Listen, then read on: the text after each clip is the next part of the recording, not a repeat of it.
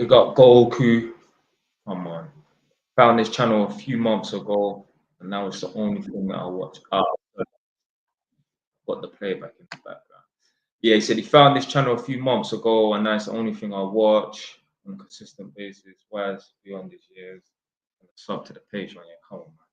Yeah, I mean, when you discover a new person, when their thing resonates with you, you just binge watch them. Just like when I discovered Andrew Tate, or obviously, let's say like AMS and that, even Casey Zander. When they speak the same language, when I'm talking about the same language, I'm not talking about the West Germanic language, which is English. I'm talking about when a man says certain things, their brains are calibrated to the same frequency as yours. And it is rare to find people that are on, you know, the same stuff that you're on. If your brain is calibrated to a certain thing, you know.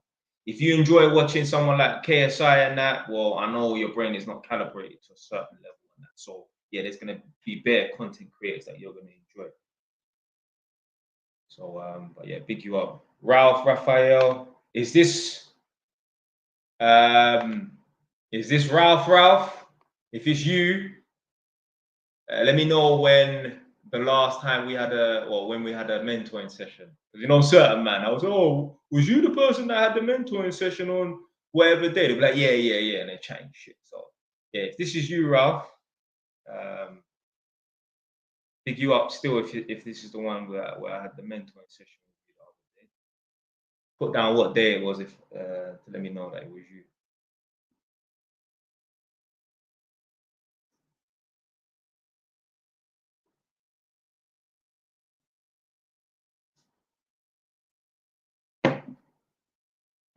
Oh, 11 people in there. Oh yeah, let me start the thing.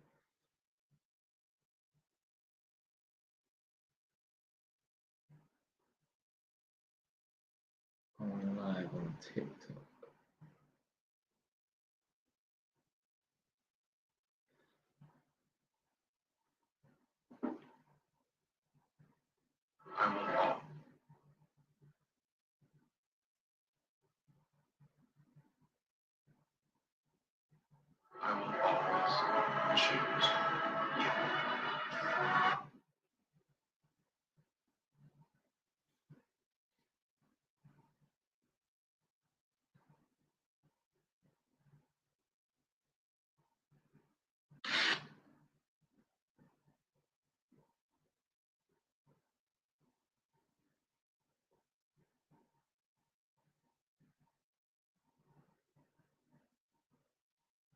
Someone just tagged me in a video.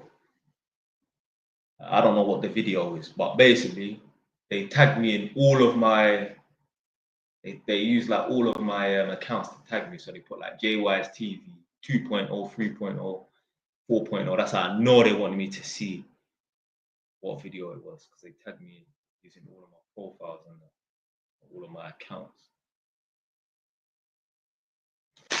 All right, get some biscuits quickly. Oh, so this isn't the Ralph from Saturday. Okay. Yeah, do you know what? Yeah, so basically what happened was a lot of people have emailed me and basically it's gone into the junk. So I've had to go back in and, you know, just say to them, look, I ain't seen your email for a whole month because it's gone straight into the junk. So email me again. I'm sure I responded to you because that Ralph Raphael, your name seems very familiar in that, but yeah, just email me again and we'll just set up a mentoring session anyway, man.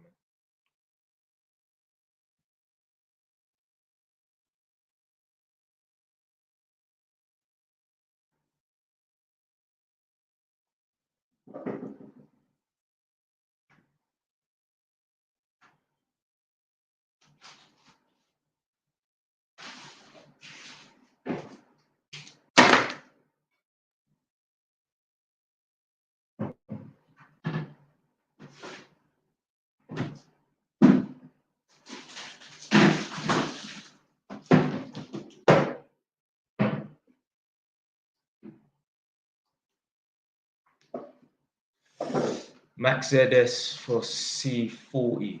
Ah, come on. I know what the Max ZS is for a B40, which is 1.09, but C40, I don't know. If it's a C40, hold on.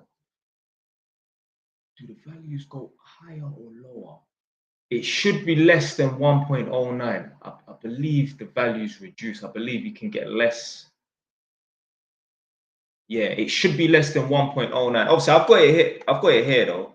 But yeah, for a B40, it's 1.09. I mean, I know certain a lot of them off by heart because I have to put them in every single day. It's literally doing certificates today, like 20 minutes ago. Let's see the Max ZS for C40. I wouldn't know it because I've never had to input a C40 ever in my life. So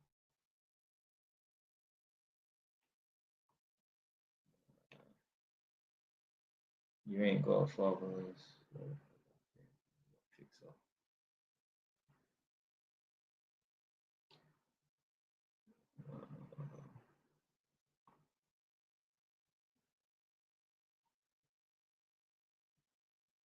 So the Max ZS for a C40 is 0.55. Yeah, so yeah, Max ZS for a C40 is 0.55. So yeah, I was right. Obviously a C type, you'll get less ZS out of it, and then a D type, you'll get even less ZS out of it. So a D type will be less than 0.55. What is it? So a D type 40 will be 0.28.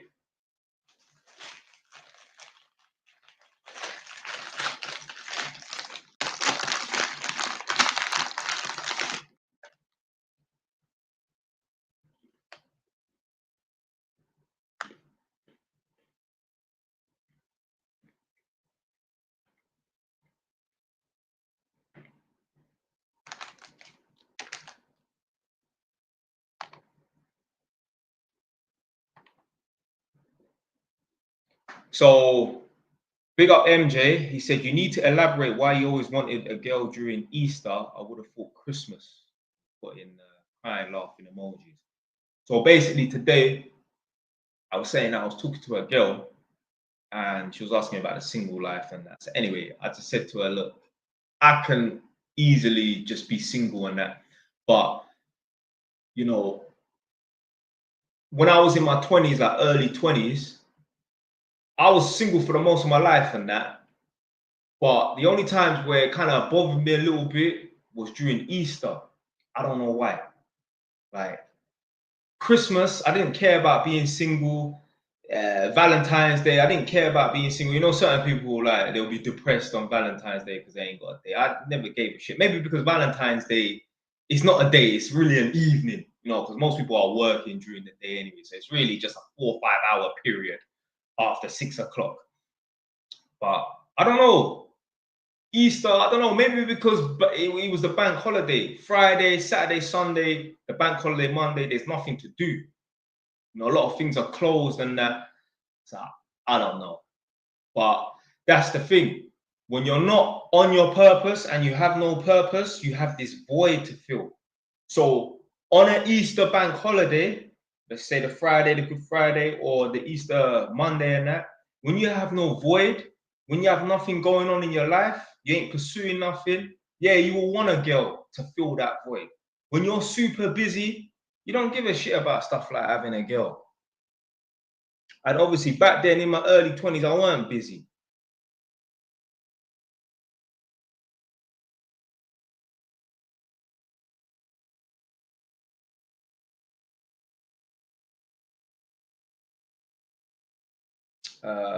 So all right, yeah, cool. All right, I'll look out for the email. You know what? Let me see if I've got it now.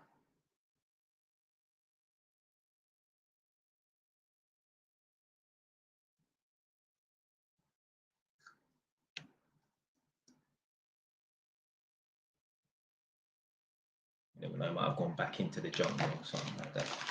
But yeah, Ralph Raphael definitely responded back to your email. Yeah, okay, yeah, I've seen it. Yeah, at 8:39, you emailed me.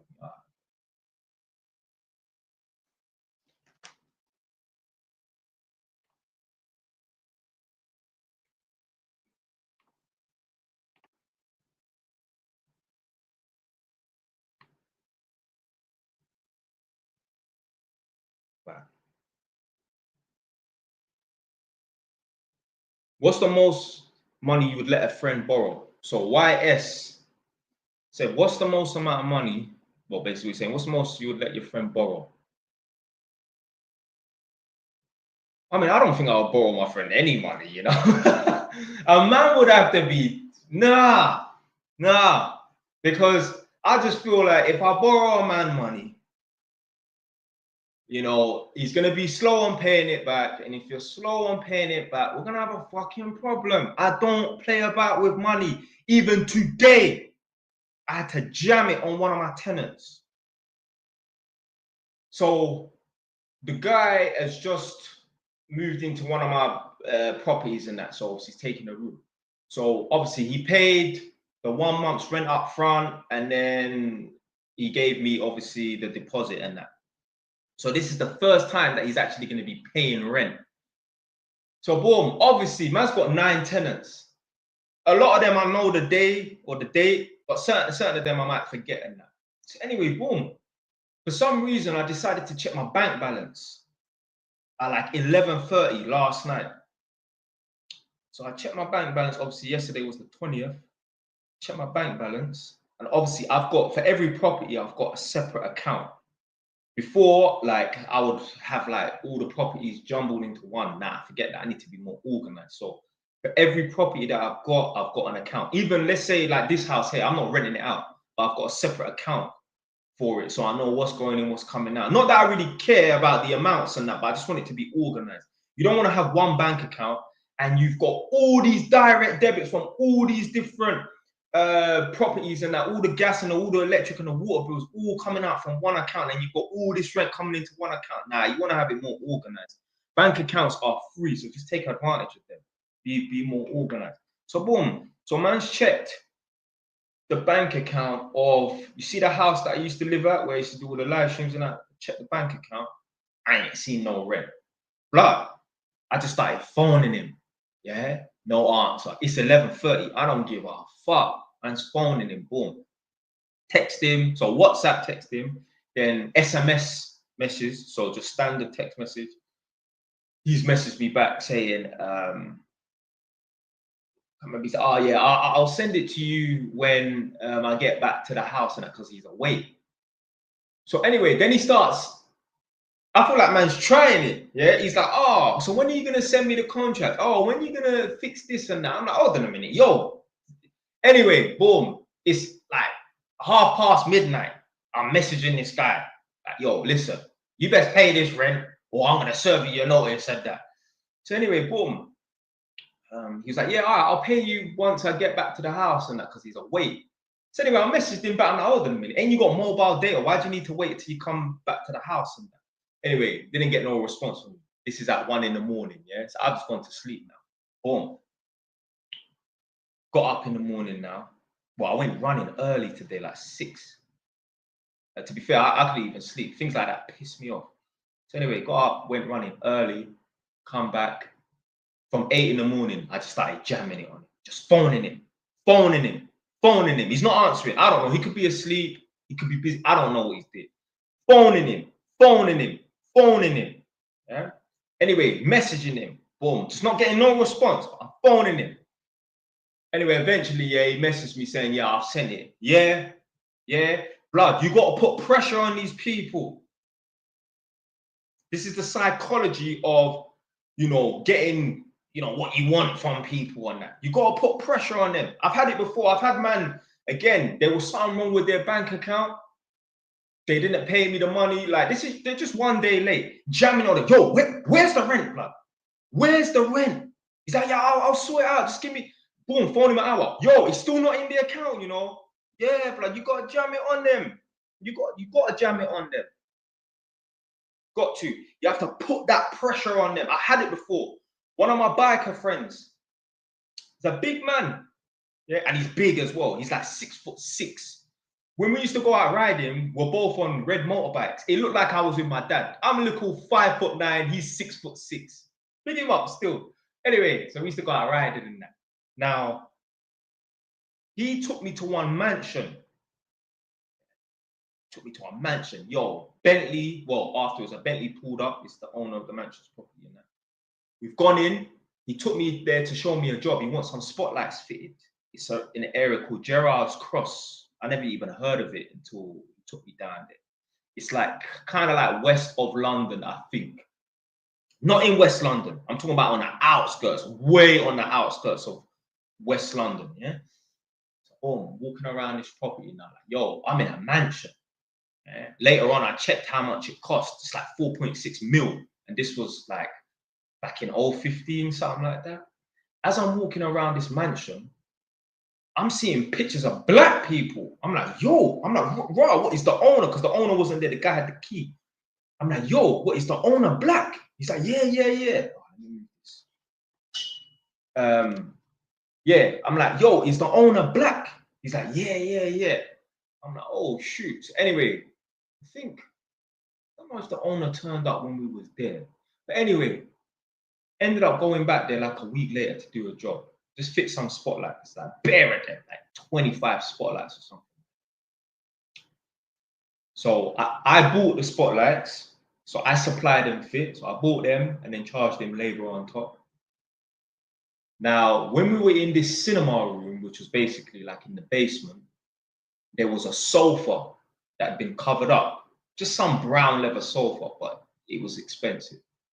So boom, it'd been covered up.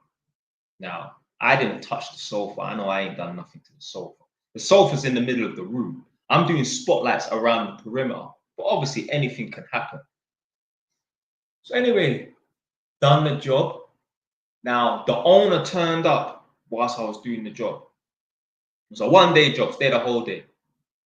And the owner was like, oh, can you come back and do this and do that? I'm like, nah, I'm going to be busy and that. Now, yeah, it was definitely like 2015, 2016, because I remember saying, nah, I've got to go to Northampton to sort out something. I wasn't living up in Northampton, but I had the house.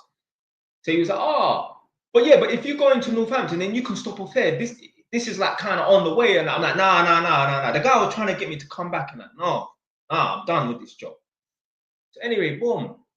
So when it comes time for my biker friend to pay me, the guy is saying, oh, I would pay you, but the owner's just contacted me to say that basically there's been a large tear and a large cut found in this sofa. The sofa cost £5,000 and he's not paying no money until this issue is resolved. I'm like, what? I'm like, yo, it weren't me. Yeah? Me and you was in the room the whole time. Now, obviously, things can happen without people seeing. He's like, well, what I need to do is I need to investigate with the carpenter. The false ceiling that you was cutting these spotlights into, it was created by a carpenter. So maybe he has cut the sofa and damaged the sofa. So until this is resolved and this has been investigated, the owner's not paying no one for any works. So I'm like, what? So anyway, boom. So I can't remember what happened, but like, obviously I'm phoning him on a daily basis. Like, what's going on with this? What's going on with this? Because I'm like £400 out of pocket, more than that. I think like £500 out of pocket because I had to buy the lights. And then I had to charge him for labor and that. So I'm like £500 out of pocket. So I'm phoning him on a daily basis and that. He's like, I'm trying to get hold of the owner, but he's not answering his phone. I'm like, give me his number. No, I can't give you his number and that. So he just long a man off. So boom. So like a week's gone by and that. And I'm like, what's going on with this situation, innit? Yeah. He's like, look, when I get the money off the owner, I'm gonna pay you and that. Just again, longing it off. Anyway, all I remember is he said, yeah, I'm going to the bank today, which is let's say a Friday. I'm going to the bank today to pay this money into you. I'm like, what, you don't use online banking? He's like, nah, I'm old school. I don't use online banking. All right, cool. Good cop out, innit? Cool.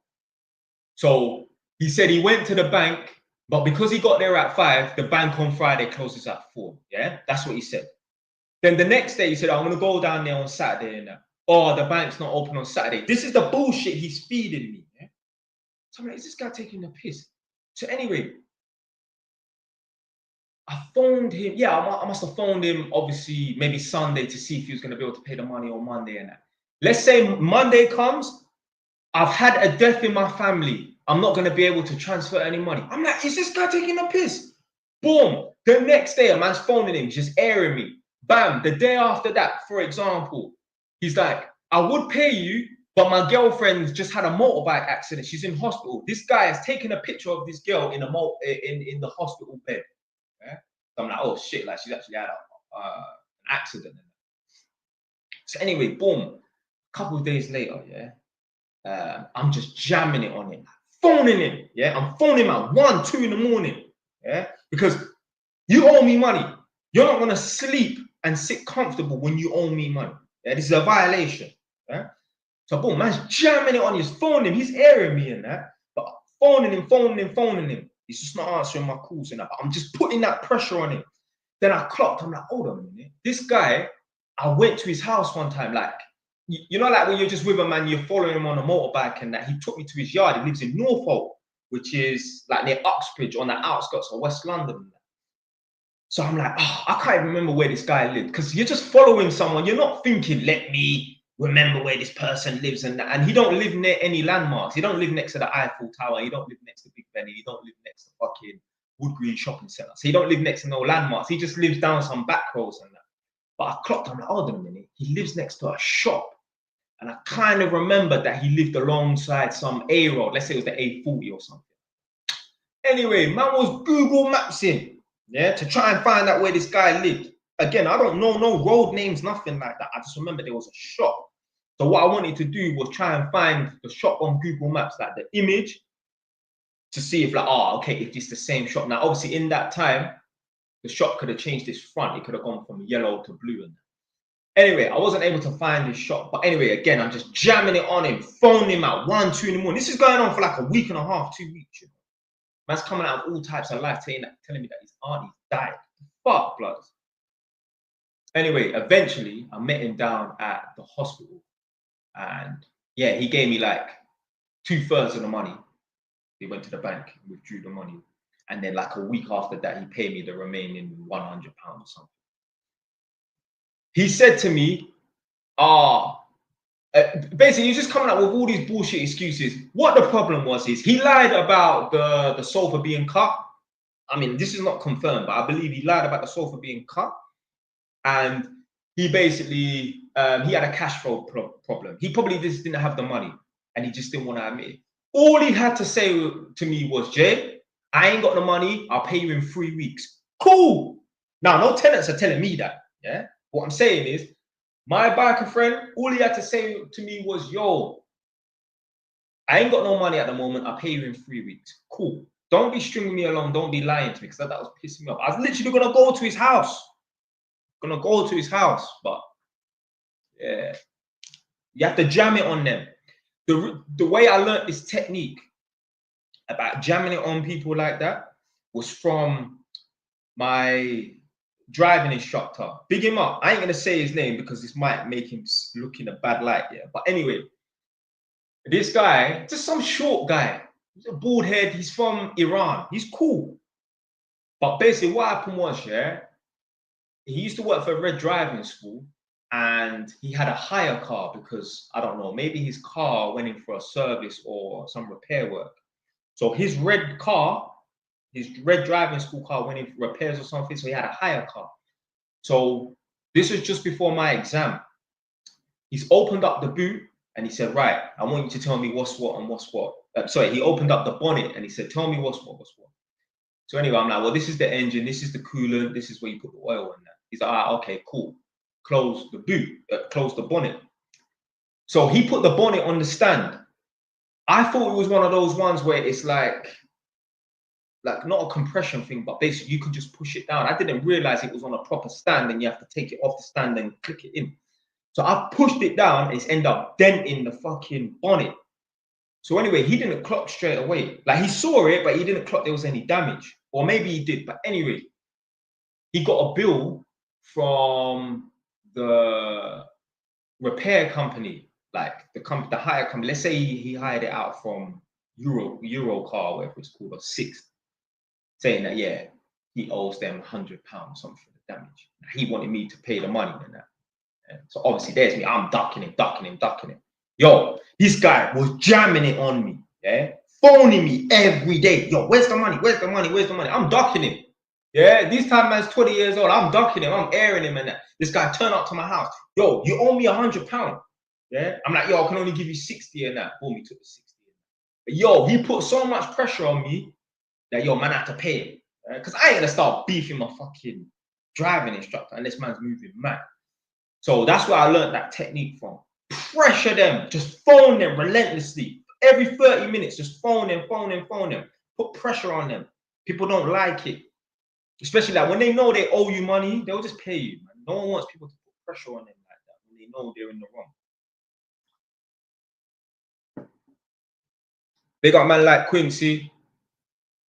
Edmonton, man, them in the building. Gerard's crosses in Buckinghamshire. Okay, yeah. Makes sense. JY's opinions on people that post everything on social media, like their kids, etc. I mean, some people, the reason why they post everything on social media, a lot of these people, they have no value to offer social media. So me personally, obviously, I give content, I give value in that. So I don't need to post every single part of my day. I don't have no kids in that.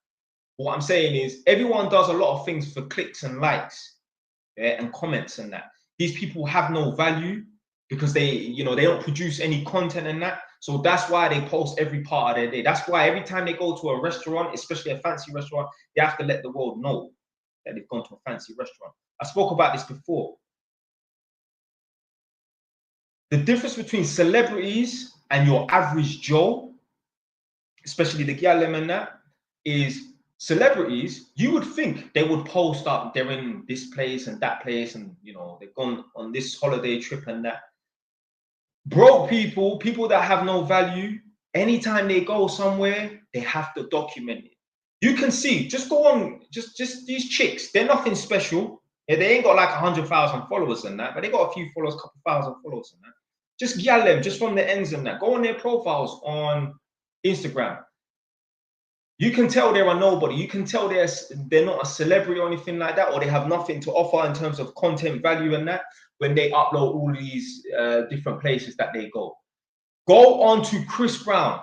Go on to Rihanna. Go on to Kim Kardashian. Go on to Kanye West. You won't see them lot posting up that they're in gauchos or Novikov, whatever, or Sexy Fish or a salt-based restaurant. Maybe they would post that they're in salt-based restaurant, but they ain't posting that they're in this place, that place. Their content, the things they post up is just like, yeah, just sign a new deal or some Grammy award or their kids. They don't need to show the world they're doing things in that because the world knows that. So yeah, that's just why people post up just a lot of bullshit and that. They're just doing it for clicks and likes and they have no value. They have no content to offer. I don't need to post up what I'm doing in that because obviously I've got content that I can put forward to you. Obviously, every now and then, man will post up some random stuff just to show that, I'm human and that. Oh, yeah, JY's been on a holiday, like on Instagram, I posted up, like, obviously, I was looking through some old videos on my laptop and I'm like, oh, yeah, shoot, man went on holiday. So I just posted up a little video, old school, when man was 19, back in 2021.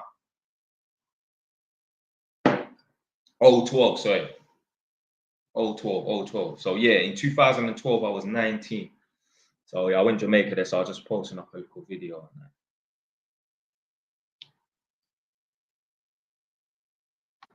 So this Key Muns said, what advice would you give to a 19-year-old?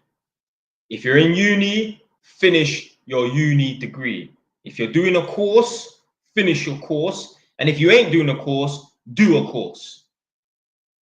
Don't think you're just gonna jump on some crypto business or some trading and you're gonna make it. Forget that.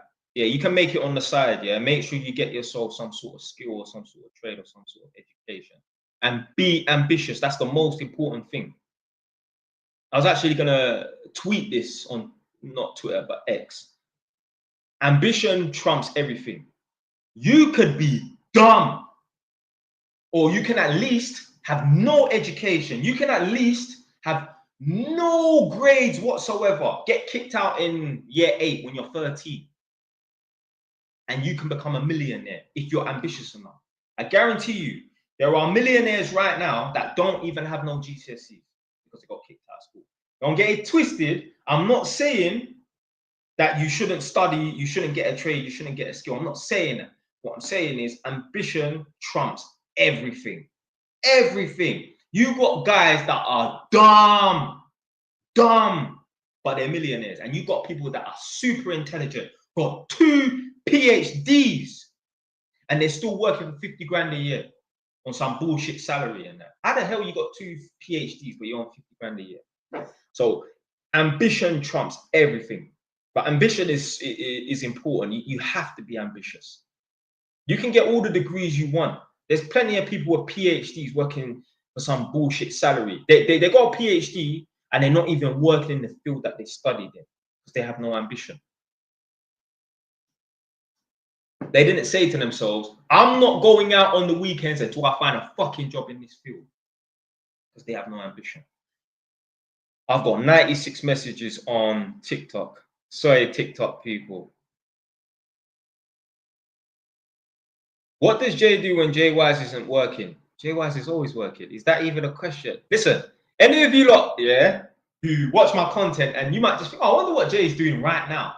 I'm sitting here. Yeah, I'm sitting here. I'm not in the club. I'm not in Egypt. Yeah, minding my studio flat. Story to God there. I'm not in Dubai. Definitely not. I'm here. If any of you look, I wonder what Jay's doing. Yeah, apart from maybe just traveling around, like just driving my car, going from one destination to another. I'm here. Unless I'm in Edmonton, I'm here. Yeah, I'm working. I'm either producing content, making videos, or I'm cutting up content, or I'm sitting here doing my paperwork for my job. I'm working. Yeah, don't listen. You don't have to wonder, oh, what's Jay doing? I'm here. Yeah, all I do is work. Do you ever miss living in London? Yeah. But obviously, I'm always there anyway, so it's nothing, man. Obviously, I'd still rather be in London than here. I can't stand this area. But yeah. I don't need to miss London like that because I'm always there. Right, someone said they watched the video on Jay Wise 3.1 apprenticeship. There's none in my area. But you might have to find an apprenticeship that's outside of your area. Be willing to travel an hour a day, man.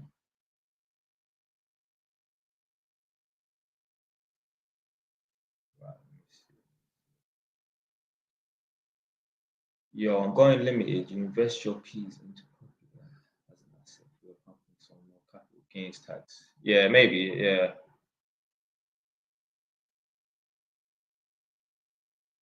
Oh my days. So this Nana person said, rented out a room to a friend. Just found out he's been trapping secretly. Should I kick him out? I mean, is he trapping from the yard? Like, yo, people are bringing him to the house and that he's bringing people to the house, or he's linking up with people around the corner. First and foremost, the main question is, why are you even still friends with people who are trapping? Get rid of them people there, man. If they're not on the right path, they gotta go. Because I've dropped man out, not even for trapping. I've dropped man out for not progressing. I've looked at certain people and thought to myself, hold on a minute. From 20 to 30 years old, you've achieved nothing. You've been in the same position. You may as well have been in a coma. Why am I hanging around with someone that's been in the same position? Because human beings are natural haters. They can't help it. So I know a man observing me grow, I know by default there's going to be some sort of jealousy there. Even if you want to put it on the lower end of the scale, it doesn't matter. And I'm not having no one around me that's even a little bit jealous. So yeah, I've dropped man out for being on not even moving forward, let alone trapping. Why are you friends with people that are trapping, man? Get rid of them. Yeah, he's your boy. Yeah, he was your boy. Remember, you have to understand, yeah, the reason why you're friends with certain people right now, most people, is just because of the location that you grew up in. The only reason why you're friends with certain people at work, because you got people who are like work colleagues, and then you got people, they're like what I call frolics. Yeah, frolics. It's a friend, it's a colleague that becomes a friend. I made that word up. So yeah, the only reason why you're cool with these people, extra cool with these people, is just because you met them at work. You know what I mean? Like, it's just all geographical. I mean, with the colleagues thing, actually, nah, do you know what? It's a bit different with people that you become friends with at work because you have the same sort of interests, or you know, your career path led you to meet this person. So it's a bit different with people that you meet at work. You're on the sort of, I mean, people who are working are not really on the same mission, but you understand what I'm trying to say. But I was saying to one of my tenants, a tenant who I was working in their house. So not one of my tenants, they don't pay me rent. This is on the contract. Right? So when I was in one of the tenants' houses, I was saying to one of the tenants, I don't care about being friends with any of my neighbors. I don't even care about falling out with them. Do you know why? The only reason why we see each other is because we happen to live on the same road. We have no interests that align. Nothing would have brought us together other than the fact that you live at number 5 and I live at number 6. So why the fuck do I need to be friends with these people? Don't get it twisted. I'm not saying you should go around making enemies and that. I don't give a fuck if I'm not friends with none of my neighbors. We're not on the same shit. How can I be? There's people that live on this. So obviously I'm at the new house now, and there's people that live on this road and that. There's men who are 45 years old going halves on the mortgage with their wife. You and I are not on the same level. I tell you why we're not on the same level. See, some people will say you are on the same level because you live in a 3-bed house and they live in a 3-bed house. Excuse me, 1 second. There's a man and a woman. There's a couple. They are 45 years old. They are going halves on a mortgage on a 3-bed house. I am on my jacks. I'm 32 years old in a 3-bed house. I am the sole proprietor of this mortgage. That means that my level is higher than yours, because in order for you to afford the same house as me, you have to go halves with a fucking woman. So therefore, by default, me and you are not on the same level, because if you wasn't with that woman, then you wouldn't be able to live there. If you could afford a more expensive property, more than likely you would have bought somewhere else. So therefore, we're not on the same level. Yeah, we both live in the same sort of house because we're neighbors and that. But the fact that you need to go halves on a mortgage with your woman just lets me know we're not on the same level. Because if you was earning 3 times as more, you wouldn't be living on this road. Big up Ali A for the super chat, £1.99. Respect, brother. You lot should be contributing. Yeah, show your appreciation, even if it's only £1. Means a lot. What's your combined income per calendar month, working and 5? I'd say 10 grand.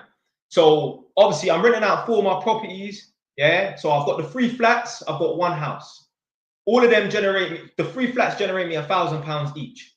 Yeah. And then obviously the house, that will generate me a little bit more than £1,000. Yeah. So let's just say, for example, 4 grand from all the rental properties minimum. And then obviously I earn about 7 grand a month from work. It's a little bit more now. It's probably about 8 because I've been working weekends. So before, my take home was about 1,800, which was a good week, a 5-day good week. But now man's working on the weekends and that man's taking on 2 a week. But the weekend work's not gonna last forever. So over the last 6 weeks or so, I've been working on weekends. So I've been taking on 2. Apart from the first week back from Christmas, which was the 2nd, the 3rd, and the 4th. The 2nd was a Thursday, the 3rd was a Friday, and the 4th was a Saturday. Obviously, I didn't work for 4 days prior and that, because obviously I started back on the 2nd of January and that. So that was only like £1,000 for 3 days work or something. So but yeah, my earnings, let's say when it goes back to normal, which is like the 6 grand mark a month, will be 6 plus 4 grand from the property. But the properties ain't making that much money. The interest rates are high. The properties ain't that profitable at the moment. But you got to ride it out. You got to ride it out. I'd rather have a couple properties and just a little bit over breaking even for a few years and still have those properties that are going up in value. And then when the interest rates drop in like however many years, 3 years, 5 years, now I'm making more money. Because remember, this property thing it's a long-term thing. Yeah? Don't think you're going to earn short-term money. If you want to earn short and quick, short-term money, fast money, go start a business.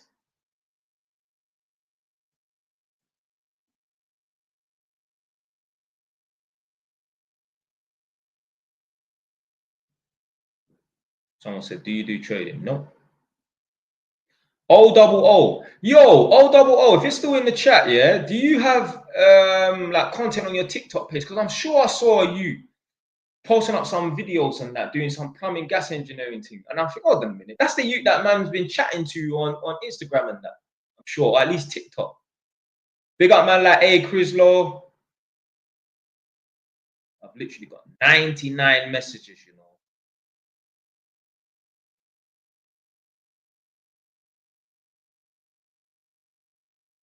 Jay Wise, I got my interview on Friday, remember me, bro? Oh, yeah. So basically, this person here, yeah, called it Extreme Clips. You lot probably can't see the comment because I'm so far behind. I've literally got 91 new messages, 92. He messaged me and he was like, how can I get funding or something like that for like an an apprenticeship? So I was giving him a list of options like, yo, go to the job center, search online for funding and that. Yo, he went to the job center and they lined him up an apprenticeship. Hey, don't all applaud me at once. Yeah? Listen, any problem you lot have got, hit me up. I will find a solution to your problem. This is why human beings piss me fucking off. Because people, not only do they make problems out of nothing and that, but they don't know how to find easy solutions to their stupid problems. I meet people every single day and they tell me about these problems that they have. And I'm just thinking, well, first and foremost, you're the problem, but this is the solution to this problem. It's very simple. It's very easy. Oh, there's only going to be a few people in this life here that have some situations that are really fucked up, and it's hard for them to get out of that situation. Most of you lot watching this right now, I'll say 99.9% of you lot watching this right now, that ain't you. Would you recommend becoming a prison officer? No. The hell would you want to be in an environment with dangerous people?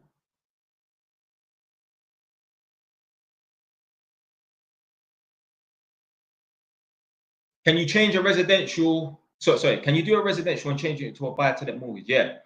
So when you get a residential property, let's say you buy a residential property in January this month. You live in it for 6 months, and then you can get consent to let. So let's say you buy this property in January, you live in it for 6 months, you get consent to let, your interest rate will go up. Let's say your interest rate is 5%. Yeah, it will go up to like 5.5, for example. So obviously, if your monthly payments are £800, it might go up to 835, for example, and then you just rent it out. So yeah, you can change a residential into a buy-to-let. This is what gets on my nerves about these people that talk against property. Oh, property is shit. Property is shit. Why do you want to get a mortgage in that? Oh, you're stuck with that property. No, you're not. First and foremost, you can sell that property. Then they will say, oh, well, it takes 6 months to sell. Okay, you don't need to sell the property. Because some people say, if you want to move and relocate, you're lumped with a property. You need to sell that property. It takes 6 months to sell. You don't need to sell it. You can just do consent to let, rent that out, and then go and move somewhere else. Done. It's done. I don't know what these people's beef is with mortgages. Before I knew about mortgages, and now see, I heard of a mortgage when I was 17, 18. I never had beef with mortgages. Or even when I was 20, 22, because I bought my house when I was 24. I never had beef with mortgages. It was just something I didn't understand. Like, I knew the basics, you know, you get a loan from the bank and that. But that was it. I never gave a shit about mortgages. I never had beef with mortgages. I had beef with people financing cars that they couldn't really afford to look a certain way. Yeah, I've always had beef with that. But mortgages, I've never had beef with mortgages. I don't know what these people's problem is with getting a mortgage.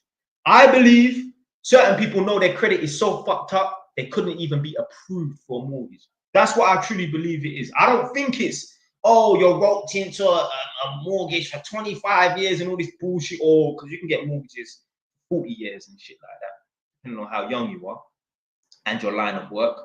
The reason why your line of work is a determining factor. If you are a bricklayer, you're not going to be able to get a mortgage for up to 70 years, for example, because that's very strenuous on your body. But if you're an admin worker sitting in doing some call center or whatever, then yeah, you can get a mortgage up to 70% because your line of work isn't strenuous on the body. Right.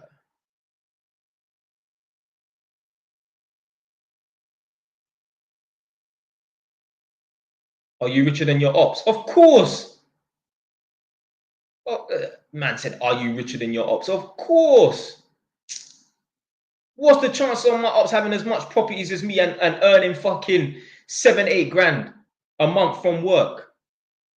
Them man they probably never even, but them man they probably have never used their UTR number. They probably never filled in their SA 302 tax return about am I richer than my ops. If any of my ops have got 5 properties, come on, man. Some of them are dead, not because of me. But yeah. One of them, obviously, I've told you about this before. My man ran up in so some Polish people had a grow going on, maybe some weed, they were growing weed and that. This youth ran up in a flat, I think in MPK. He got shanked in his heart and he got pitched by a Polish woman.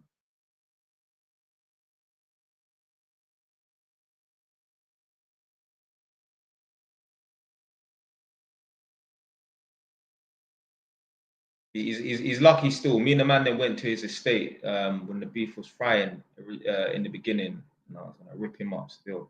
But he busts out. Fast runner, that youth there. Someone put down his name in the chat. I ain't gonna say his name, but yeah, he would have got offed that day. If we caught him, he would have got offed.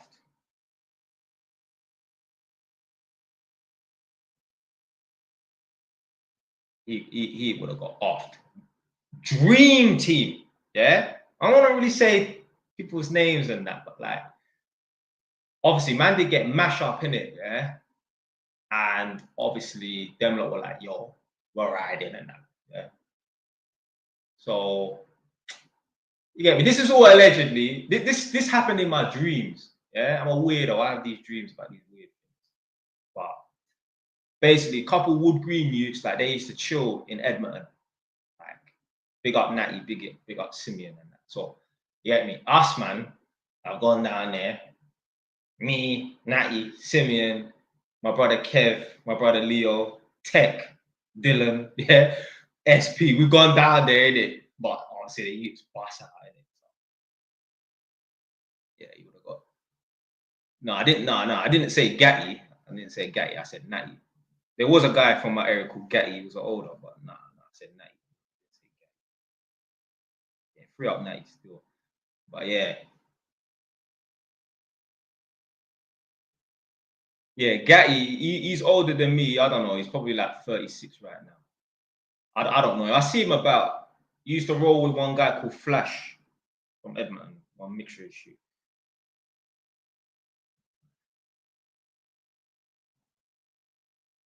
Yeah, dream team that day.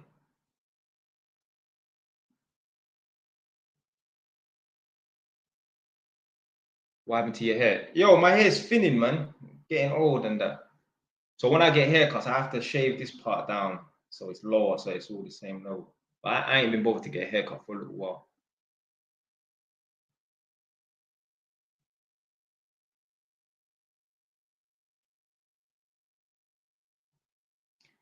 What's a typical profit margin on a property?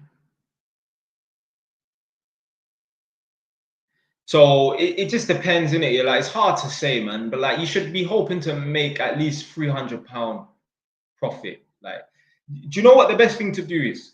You see, like I rent out rooms. The best thing to do is to actually rent out the whole entire property, you know. But you just have no protection. Not with this. Like, I mean, there was no protection 10 years ago. But now it's even worse. They're talking about, yo, landlords can't even demand more than 1 month's rent up front. What? Yo, let me tell you something quickly, yeah? There was this video that I saw about the renting market in the country, but they was focusing on London, in London. I don't know where this video was shot, but basically it was on a residential street in London somewhere. It could have been anywhere. It could have been Islington. I feel like it was definitely a zone 2 place. Yeah. This cameraman had the camera and he panned from left to right. Yo, there was one house on this street. There was 50 people lining up to do a viewing on this property. The guy that was the content creator that was doing the narration, he said people were willing to pay 12 months rent up front. This is how desperate people are. This is how, like, yo, if you have a property in London, yeah, you're set for rent and that. But yeah, now that's stopped. Now they're saying you can't demand more than 12 months rent. I mean, see, this is the thing, yeah. When you do the landlord thing on your own, you can do what the fuck you want. You can do what you want. I can have people come and view my property and say, yeah, I want 5 months rent up front. Now it's up to them if they want to pay it, but there's nothing saying that I can't do that. Who's checking? Now, if you do it via an estate agent, yeah, you can't, because there's certain rules and regulations you have to adhere to. But when you're a private landlord, you do what the fuck you want.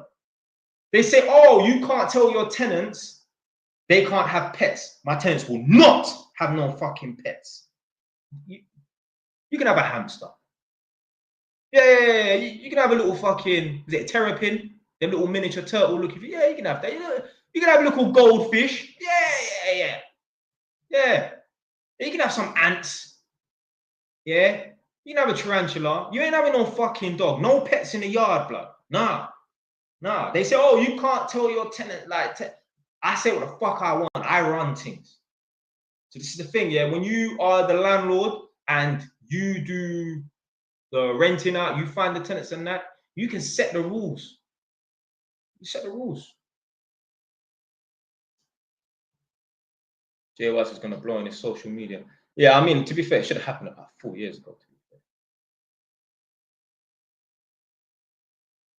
I say, forget the hair, you're rich. Yeah, man. Anyway, this was it electricity? Where are you from anyway? Because I think he was the one that was saying something about Getty or something, or maybe someone else. But yeah, where are you from?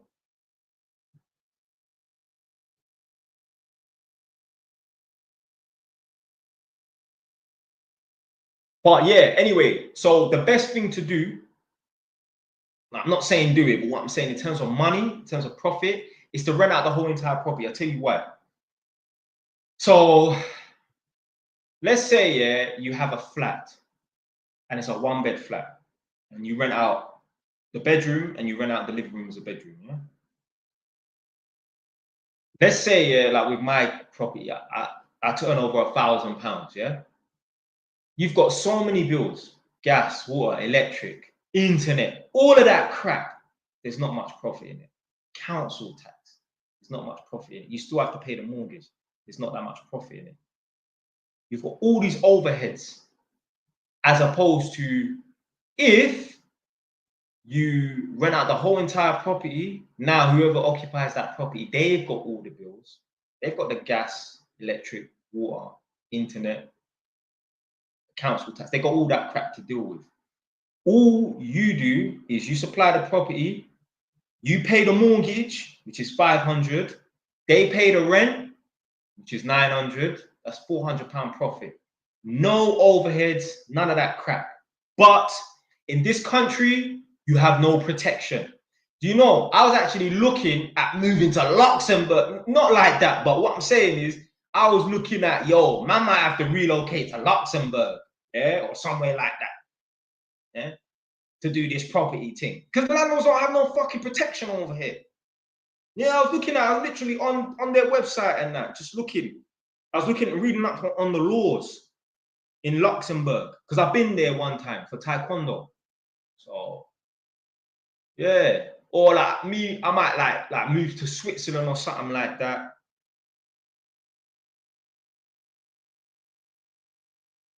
Because yeah, I don't like, obviously, man, I don't care about England. I love London and that, but man, I ain't got no fucking friends. I don't care about family and that, bro. There ain't nothing here for me to stay here for. I can still do this YouTube thing over there. Yeah, so I don't physically need to be in England. I don't need to be in England. But yeah, so like Switzerland or something. I need to live in a country where if the tenant don't pay the rent, it's fucking kick them out. Yeah, like the people then that are renting out the whole house. Not some fucking 12-year court proceedings to kick some people out because they ain't paying rent. Taking a piss, man. Do you know any Turks? Yeah. Thought you said that you love the UK. Yeah. I love the UK, but obviously in terms of property and that, like, there aren't much laws to protect landlords and that. So yeah, what I might just have to do is just get into just buying and fixing up and selling properties, because human beings, they fucking piss me off. Everything is a problem. They create problems out of nothing. I don't know why. Yeah, and this is the bullshit you have to deal with when you're a landlord. I'm not saying it's some mad problems or anything like that, but just dumb stuff. Even like when I go to the tenants' houses and that. Some of these tenants I go to, not my tenants, but on this contract that I'm working on as an electrician. Some people are just looking for an argument. They just make dumb comments. It's like, yo, are you trying to get a reaction out of me? Like, I'm just making this up. But let's say, for example, yeah, like I fit a smoke alarm. Yeah? Take me 5 minutes, if that, to rip down the old smoke alarm and fit a new one. Yeah, terminate the cables. Yeah, 3 minutes. So I'll be on the ladder. Big up the Werner ladders, the yellow fiberglass ladder. I'll be on the ladder. I'll change the smoke alarm in 3 minutes. They'll be like, oh, that was quick. I'll say, yeah, I've done over like 3,000 smoke alarms easy. Well, yeah, I don't expect nothing less from you then. It should be easy then, isn't it? It's like, don't make dumb comments like that. But shut the fuck up. I've had tenants before. I remember there was one time I went to this tenant's house. Old woman, 70 years old. Yeah, but she was very problematic. She was very entitled. She basically lives in this, there's a big flat block in Northampton, yeah? There's like, I don't know, 80 flats. And she lives in the flat that was it used to be the caretaker's sort of flat. She has it. And plus, I think she used to work for the council back in the day. So she's got this entitled mentality. So anyway, I must have phoned her up to meet her, yeah? Because, yeah, I always phone up all the tenants, say, yeah, I'm coming down, let you know, I'll be there in 15 minutes. Boom. So she's like, all right, cool. So as I got there, I couldn't find her flat because it's awkward, because it wasn't a flat before. It was the caretaker's sort of like office or storage, but they turned it into a flat. So it's not where all the other flats are. It's on the ground floor, it's around the corner. It's hidden. You have to even go through a green gate to get to her thing. It's weird. So anyway, I phoned her up. I'm like, look, Mitch, you're going to have to come out and meet me in this car park. And that. So anyway, she's come out. I met her. And I phoned her landline number, their telephone number. Boom, I'm in the flat now. And I said, look, I'm going to have to turn off the power for like 30 minutes or whatever. She was like, oh, that's going to be a problem, you know. I said, why? She said, I'm waiting for a phone call from the hospital. So I said, well, what time's the hospital going to phone you? She said, well, they can phone me anytime round about this time. I'm like, all right, then maybe, yeah, I might have to come back later on today. Yeah, let's say it was 12 o'clock. Might have to come back at 4 o'clock. She was like, well, they can phone me at any time today. So not within like the next few hours. It could be any time today. So I'm like, all right, then. Maybe next week then. She was like, well, you know, they could phone any day next week. So I'm like, all right, then. What about next month? She was like, I don't know. You know what? They could phone me next month as well. I'm like, yo, is this woman all right? So anyway, boom, I must have phoned up my manager and said, look, obviously there's been times where we've done tests like 1 in 1,000 where we've left the power on because we can't turn it off and that. But he was like, nah, we'll rearrange it and that. So I said, look, miss, we'll rearrange it in a couple of months' time and that, yeah? And then she was like, well, I don't know if in a couple of months' time it's going to be all right because I'm waiting for a phone call any day. I'm thinking, yo, what do you mean you're waiting for a phone call that might happen in a 30-day period? What's the chances of me? Because I said to her, where's your mobile phone? I don't have a mobile phone. One of these people, she was weird. She just wanted to like start an argument. She's a problematic person, woman like 70 years old. As I'm leaving the woman's flat, yeah, she's following me to see me out. As I'm leaving the woman's flat, she said to me, do you have any brothers and sisters? I'm thinking, what? I was like, miss, why are you asking me this? I'm leaving. Like, that's not an appropriate thing to ask me on the way out. Like, that's small talk you make with people when they're in your house, when they're going to be there for a period of time. Whilst I'm at the door, why are you asking if I've got any brothers and sisters in that. Some fucking weird one. I must have found a man that said, yo, don't send me there. Don't send me to that woman's house. Yeah. She's looking for an argument. It's fucking dumbass, man. Well, just entitled people. I don't know what's the matter with these people, man.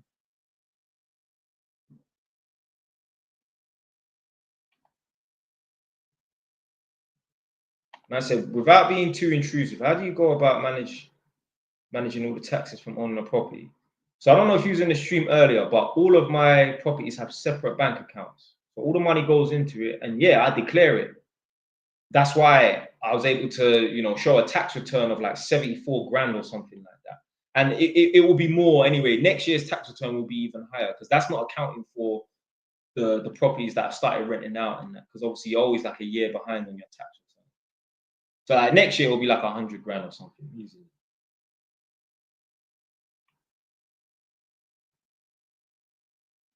Yeah, someone said entitled to your private info. Like, I don't mind tenants asking me, obviously, if you have brothers and sisters. I ask the tenants, like the older ones. So you got kids, grandkids, and that. And they say, yeah. Obviously, you know, they're not kids no more, but they're 40 and 50 years old. And then I'll be like, oh, so how old is your oldest grandchild and that? And they say, well, the oldest is 25 and the youngest is 6 or something. And I've got 10. So yeah, those questions there are like appropriate. But it depends on, like, if I'm heading out the door, what the fuck are you asking me about if I've got any brothers and sisters? Idiot.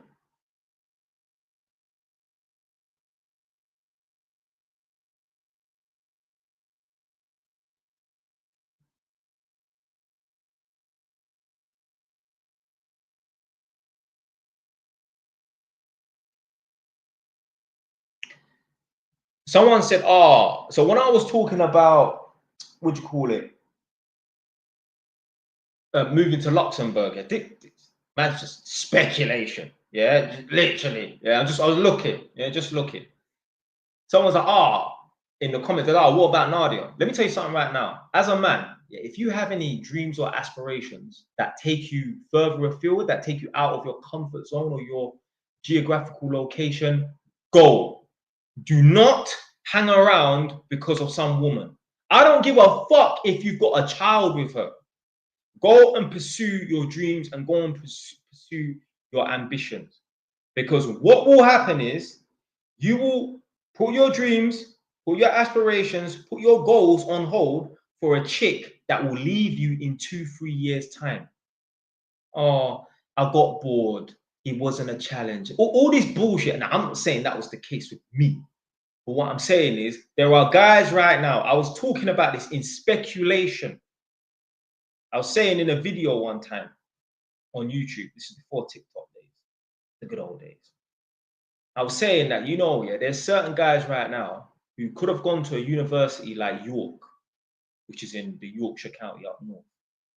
Now, they've been accepted into York University, which is a part of the Russell Group. It's a top-class university. Let's say because they wanted to study philosophy and their philosophy department was like, you know, top of tops. You know, that certain unis will specialize in certain things, for example. There's certain men who have decided to not go to York, which is, you know, a good university, but it specializes in their field.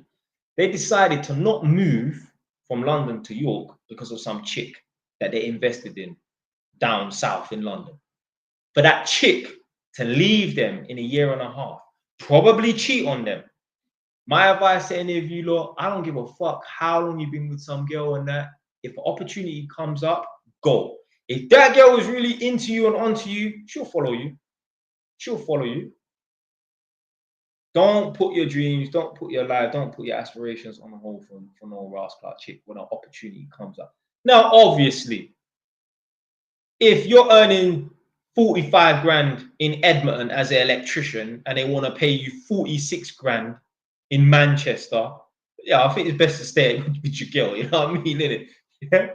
But when it's like a really good opportunity, go for the opportunity, man. Because the maddest thing is as well, what I was saying in that video is a lot of men are just placeholder boyfriends. Your girl is only with you because the guy that she really wants hasn't turned up yet. There's a guy that he does these videos called Yudi. It's like cheating girlfriend, kind of like loyalty tests.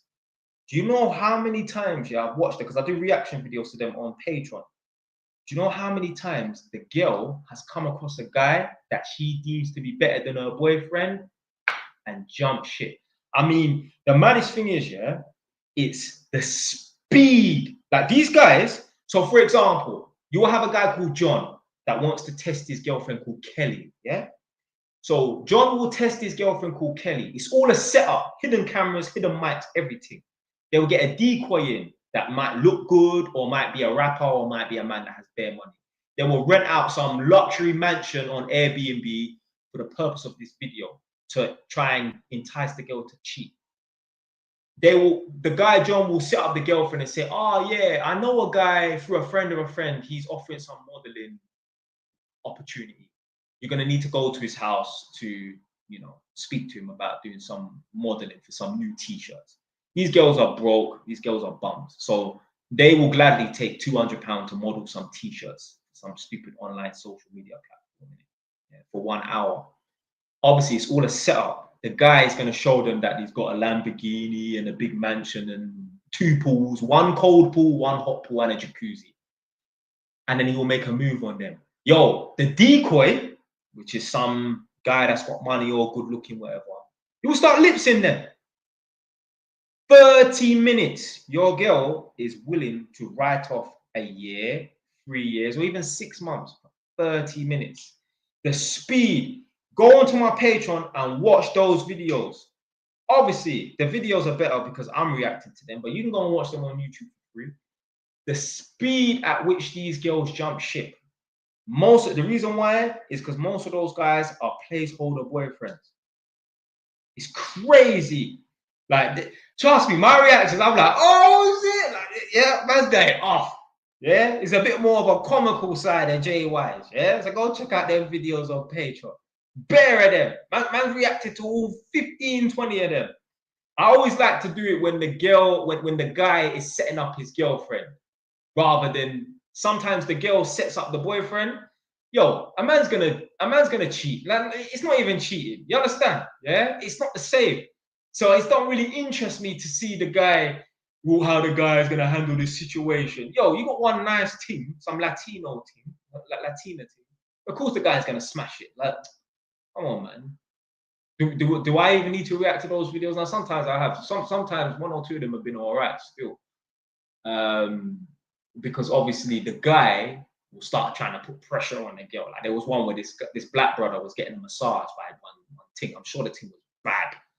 And yo, he was putting pressure on this thing. Yeah? I was like, yo, as a man, it might have been that one, it could be the next one, but like, yo, a man was putting pressure on the girl. I'm like, yo, nuts. But yeah, the speed at which these girls jump ship, it is crazy. 30 minutes and they're kissing an ex-man. 30 minutes. So a lot of man, they're just placeholder boyfriends.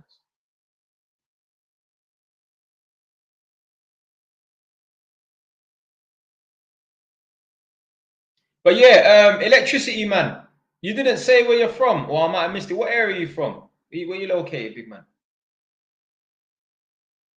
Jay Waz, I've got a little story. I want your reaction. Go on, what is it? What is it? Do you know what? Someone on TikTok said, yo, Jay, I've got this mad situation.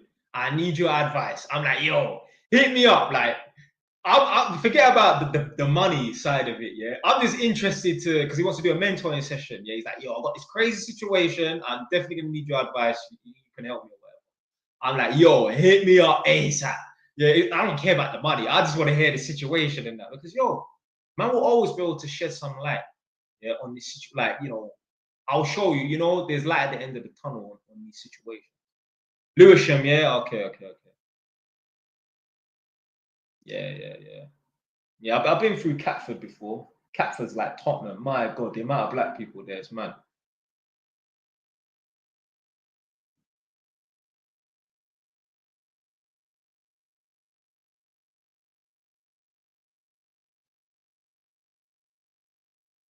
Someone just came into the chat, came onto the stream with a Congo flag. Big up, man. My Congolese and my Angolan brothers. Yeah, big up my DA brothers. Catford and Tottenham is similar still. Yeah, trust me. One time I was riding. I've got a sister that's the same age as me. Yeah, she lives in South Norwood. I'm driving down there, riding my motorbike down there. I'm riding through an area called Kidbrook. So I rode all the way from Edmonton, all the way to South Norwood. I'm riding through an area called Kidbrook. Just a normal area, like it's not black dominated. Yo, when I got to the bottom of this road, it becomes Catford. Yo, I went around this square, like it's like a one-way system, I think, where the McDonald's is. I'm like, yo, why is there so much black people? But you know what? It wasn't even a situation where I thought this area was like it's a slip. Obviously, man's 21, whatever. I don't like. It's not. You know, when you're 21 and that, the roads are different. Like you're not really slipping. Yeah, man, I'm not gonna move to you or try to G-check you and that. But when I was there, like I actually felt at home. You know, like yo, this just reminds me of Tottenham. Literally, just remind me of Tottenham. It's like South London's version of Tottenham. Whereas Peckham, I didn't really feel like. Obviously, I've been Peckham and that. I don't really feel like it's South London's version of Tottenham. Obviously, everyone there is black, but it just seemed a bit different. What other investments would you recommend other than property? I mean, for now, for me, it's just a property thing, you know. I'm not one of these people that say, "Oh, go and invest in gold." None of that business. No. Someone said, "Hey," with an I. Can I rate? Can you rate our TikTok profile? We're a clothing brand from Belvoir. I mean, I've never heard of your clothing brand before. How can I rate your TikTok profile? Don't listen. Let me tell you lot something right now. Yeah, don't ask for handouts. Don't ask for shout outs. Don't ask for any promotion. Put the fucking work in. That's the promotion. What did Andrew Tate say? Become too important to be ignored. Trust me, there's man that have podcasts and that. They probably see my content. Forget it. Yo, I'm gonna become so important, they're gonna contact me. They're gonna beg me. They're gonna regret not hitting me up years before to jump on their podcast and that. Become too important to be ignored. And how do you do that? Put the fucking work in. It's not sitting at home. It's not asking for a shout out. Because let me tell you something right now, yeah? All a shout out can do is just bring temporary temporary attention to you. If you ain't got no substance and nothing to offer, you go and fade out. You're gonna fade out. You're just gonna be a one-hit wonder. When was the last time any of you lot listened to one of Bobby Shmurda's songs? You didn't hear what the fuck I just said? When was the last time you lot listened to one of Bobby Shmurda's songs? He had a one-hit wonder. That's why he's faded out. Whereas, and that's the thing, yeah, it's not about who's popular. There's a lot of rappers that are bigger. There's a lot of rappers that are more famous than Styles P. Yo, nobody can test SP the Ghost. Styles Pinero. Yeah, that guy raps in his sleep. Man's listened to it like bare of his mixtapes and that. All he does is just rap. I think man's like, yo, how many tracks? Mixtapes got 30 tracks on it and shit like that. Yeah. So yeah, Drake, Rick Ross, yeah, they're all bigger than Styles P, SP the Ghost. But none of them can test SP. No way. No way. Now, the reason why Styles P isn't that famous, isn't that popular, is for one reason. It's got nothing to do with his talent. He's heavily talented. The reason why he's not that popular, I believe, is because he only appeals to men. He doesn't appeal to women. I wouldn't even want, you know what, yeah? If I met a girl that listens to Styles P, I'm like, huh? I bet you bun weed too. Like, Styles P's music only appeals to men. They don't appeal to women. Put it this way, Nadia, she knows who Tion Wayne is. She knows all them American rappers. And I asked her, do you know who Styles P is? She said, who? She don't know who Styles P is. She knows who Jadakiss is. See, Jadakiss's music, it more appeals to women. That's why Jadakiss is more popular than Styles P. You do yourself a disservice when your content or whatever you're producing only appeals to one demographic. You're always better appealing to multiple demographics. Let's say it's just straight male and female. The reason why Kevin Samuels was so big is because his content appealed to men and women, not just men, not just women. Shira 7, her content only appeals to women, so she's always going to be a little bit capped. AMS, his content only appeals to men, so he's always going to be a little bit capped. Kevin Samuels, who's right slap bang in the middle, he appeals to men and women. That's why his team blew up. Funny enough, Kevin Samuels was about way before AMS. I remember Kevin Samuels actually had AMS on his show, on his doing an interview. This is just online, like a split screen thing. I don't know if AMS had more subscribers than Kevin Samuels, but Kevin Samuels was stuck on like 20,000 for the longest. AMS came, passed him within a year.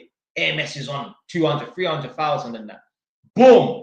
AMS got stuck at like 500,000. He's still stuck on like 500,000 YouTube subscribers. Before Kevin Samuels passed away, RIP the GOAT, my man was on like 1.2 mil. So this is the power of appealing to both men and women, or appealing to multiple demographics. I've told you already. When you see a property that says tenants in situ, just know there's something going on in the background there. It's not a case of, oh, you know, they just want to keep the tenants on. The tenant probably is refusing to move. Continuing to pay, but refusing to move.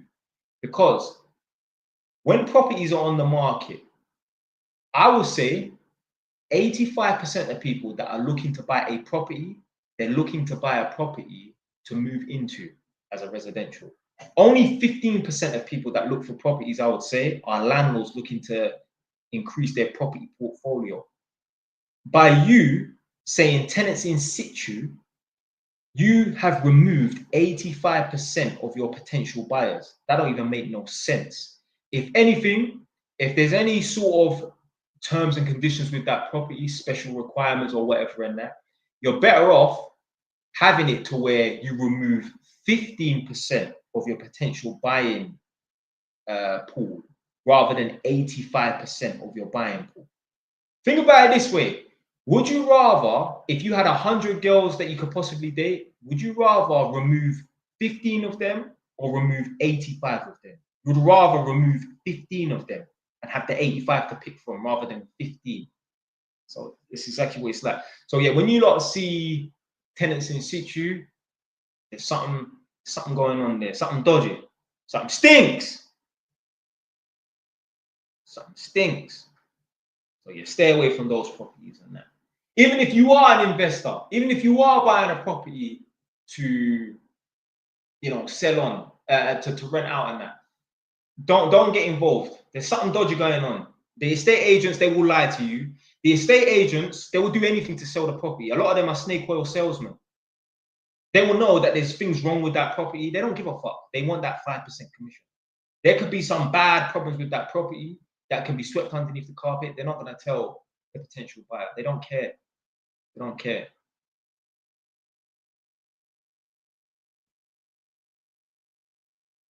Yeah. So yeah. I'll stay away from those. Yeah.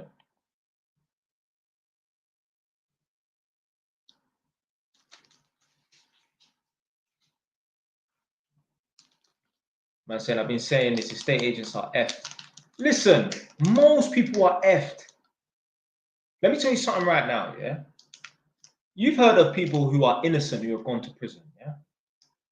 Do you know there are barristers and there are prosecutors? There are prosecutors who, I guarantee you, yeah, they could have a case where they actually know this individual is innocent, but the evidence suggests that they're guilty, but they are actually innocent. It's just they're so fucking unlucky that the evidence actually points towards them being guilty, but they're actually innocent. Do you know there could be a prosecutor that knows this guy is innocent, but because he might get some sort of commission or a pay rise, you know he will still prosecute that person and get them locked up for life. Do you understand, that there's people out here who, let's say they're a prosecutor And let's say once they put one more person in prison, they're gonna be upgraded from 100 grand to 500 grand.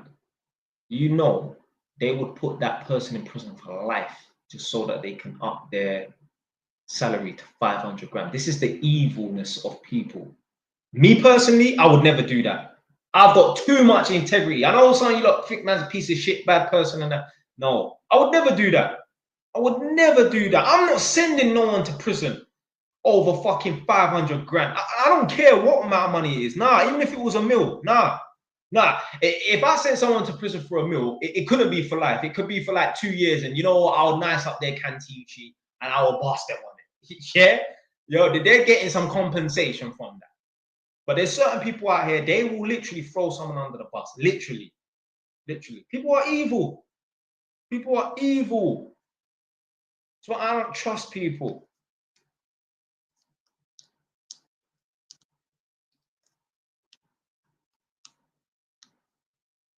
Human beings are the worst creatures to walk on planet Earth. It's crazy. People are actually fucking evil.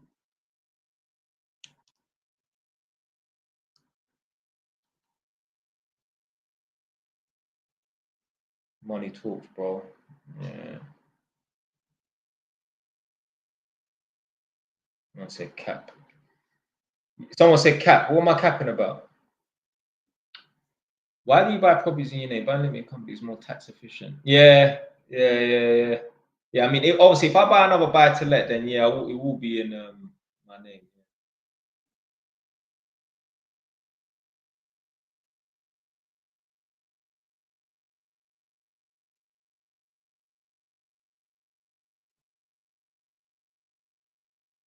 You seen that video of a woman abusing her baby? Nah, but I've seen videos where the mom has gone to prison for killing her own pitney and that. You know, that baby pee and all this nonsense. And I've seen all that. So yeah, it's mad. People are evil, man. People are no good. There's people, I've seen people say like, nah, by and large, human beings are good. No, they're fucking not. If you think by and large human beings are good, yo, you don't understand human psychology. Human beings, for the most part, are a piece of shit. They are. They're a piece of shit. It doesn't mean that they're gonna physically do anything, but even just that mindset of wanting to see the downfall of someone else. That's a piece of shit mindset. You will rather see the downfall of someone else because you know you're not making no progress in your life. Someone said everyone's out for themselves. Yeah. Everyone is literally out for themselves.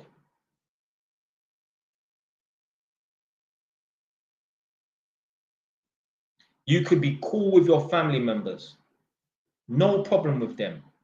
If you start making content on YouTube, a lot of people, they will distance themselves from you. I'm not saying content like mine, which is, some people could get upset with. Listen, you see Casey Zander, yeah, that white dude, yeah? He said this one thing, I'm like, oh my days, this is the realest fucking truth. Obviously, Casey Zander talks about relationships and, psychology of relationships and that. But beforehand, I've never seen any of these videos. Maybe he deleted them off of his channel because they're not there. Or maybe he has another fitness channel. But he used to make videos on fitness. So he's a gym man. Like, he takes the gym thing seriously, yeah? He used to make videos on fitness, whatever, innit? How to lift weights and that stuff. The usual stuff. He said when he launched this fitness channel, he said the amount of people that unfriended him on Facebook, stopped answering his calls, he said it was fucking crazy. It was like day and night. The man wasn't making any controversial content like myself, where you can understand why some people would be pissed off with the things I say. He's making fitness content. It's either you're interested in it or not. What's there to hate about it? So I'm saying human beings are such pieces of shit. They don't want to see you grow. They will support Drake. They will support all these other content creators. They will support people on Love Island and that, but they won't support people that they know because they don't want people that they know to grow. They can't understand growth. See, they can support Drake. They can support people on Love Island and that because when they first discovered them, they was at a certain level. But people that you grew up with, if you was a nobody, like most people, if you start to grow and you start to become somebody, there will be so many people that are going to hate you for it. Because the human mind can't compute growth. The human mind can't compute change. If you have cornrows, if you have dreadlocks, if you shave your head off bald, if you've had dreadlocks for 10 years, if you shave your head off bald or you shave your hair low, when you go into work or you see some new family members that ain't seen your haircut, they'll lose their fucking mind. It's like they can't just, oh, he's bald, carry on with the conversation. They can't. Listen, you know, technology, there are technologies that are actually in prototype or they're actually not available to us, but they have created technologies that they can't release. They can't release it because the human mind, they can't go from driving a car to, you know, driving a flying car. We need to give people things in small increments. That's what human beings are like.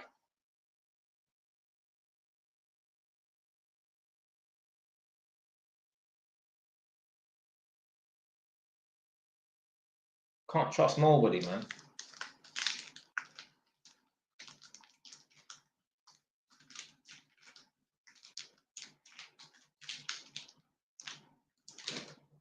Bring up the Milky Way.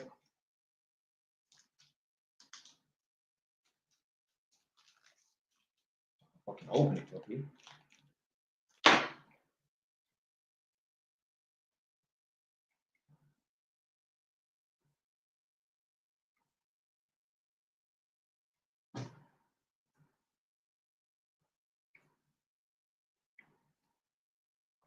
Totalitarian. Ooh, that's a new word for me. I've heard the word, but I don't know the definition of it, so I couldn't use it myself. But yeah, I'm gonna search that word. What does totalitarian mean? Oh, so, yeah, totalitarian. Yeah, I think that's it.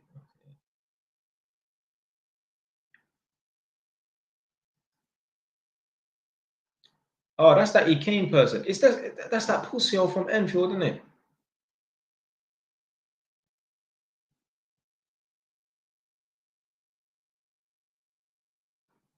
Kane. So are you this Kane person? Are you a Congolese or Angolan? Because I know someone whose name's Kane, and they were Congolese Angolan.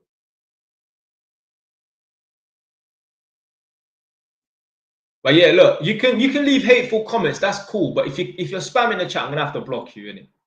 I don't mind, like, yo, listen, haters are welcome. But yeah, what you Congolese or Angolan? Because I know, like I said, I know someone whose name's Kane and they're Congolese. Blocks. Huh?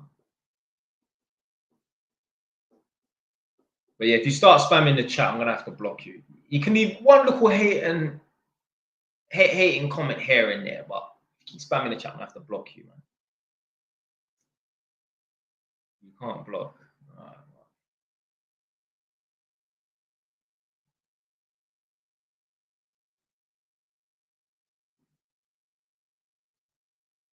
Woo. Done.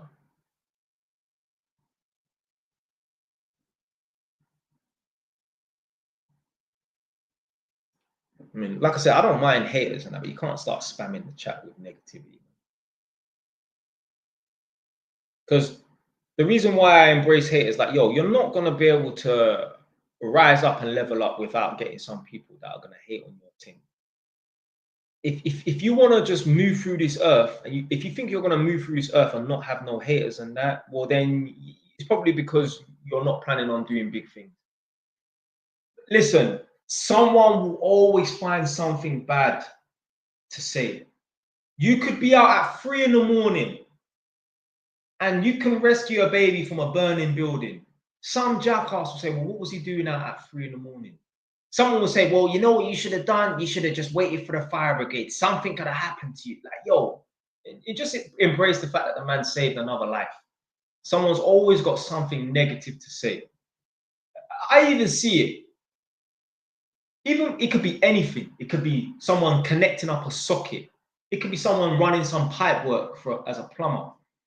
when you go through the comment section, some jackass, even though what they've done is passable, it's acceptable, it falls within the regulations.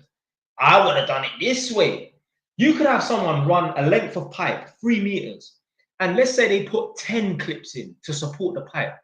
Regs say you only need 8. Shut the fuck up. You actually decided to go out of your way to type that. Who gives a fuck? Someone's always got something to say. It could be anything. You could have a woman with a cookery channel. You could have a woman who bakes cakes, does apple crumble. Some jackass, male or female, probably female, if it's to do with baking apple crumble and that, will be like, why? Oh, I'm thinking about Nadia's apple crumble now, actually. I miss Nadia's apple crumbles. So someone will say, why did you use that much sugar? You could have used this instead of, like, just bullshit. Oh, I usually use brown sugar, not white sugar. Just bullshit like that.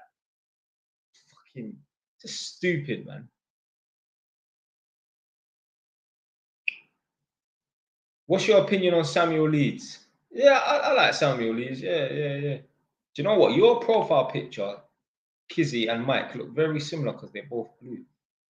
JY's TV, there are people who are just argumentative for the sake of it. You can have a video of a kitten and there will be strange comments. Yeah. It's mad. People they're not right in their head. If what you see, if there's nothing wrong with it, why do you need to give your 2 pence worth? Why? Yes, there's always an alternative way. Oh, yes, there's always a little bit better way. But if it's possible, if it's acceptable, you could have a barber lining someone up, cutting someone's hair. Some other barber, some jackass, or someone that thinks they know about barbering because they get 3 haircuts a week because they're a fucking bitch. They will say, well, why did you do it that way? Oh, I would have started off with this, or shut the fuck up. Just shut up, man. Everyone thinks their way is better. So better that you're not rich from your way. Just a spectator and a commenter of life. Why not be in the fucking arena? I noticed this. See what I'm saying? There's life lessons in every single thing. And sometimes certain things you're just not going to notice them at the time, but months or years later, you're like, oh shit, like, yo, that was mad. Like, it could be anything. Obviously, you don't know, man does taekwondo, or, you know, I haven't retired my black belt, but I haven't been for a while, innit? But I haven't given up on taekwondo. I will be returning. And I remember when I used to fight and go to competitions and that, like, you could get to a competition at 10 o'clock and not fight until 5 p.m. So obviously, I'll be on the sidelines just spectating, but I'll be fighting soon or whatever. And there will be people like saying, just be making comments about the people sparring and fighting in this competition. And I'm thinking, yo, you are not in the ring. Like, I remember, like, I heard people from my club saying, oh, I would have done this, I would have done that. Yo, you've never even got in the ring before. But you ain't fought in 5 years. What are you talking about? Just shut the fuck up, man. You're not in the arena. Just be a spectator. Don't be a commenter. Just be a spectator. Just watch. Everyone's always got an opinion on something. It's mad.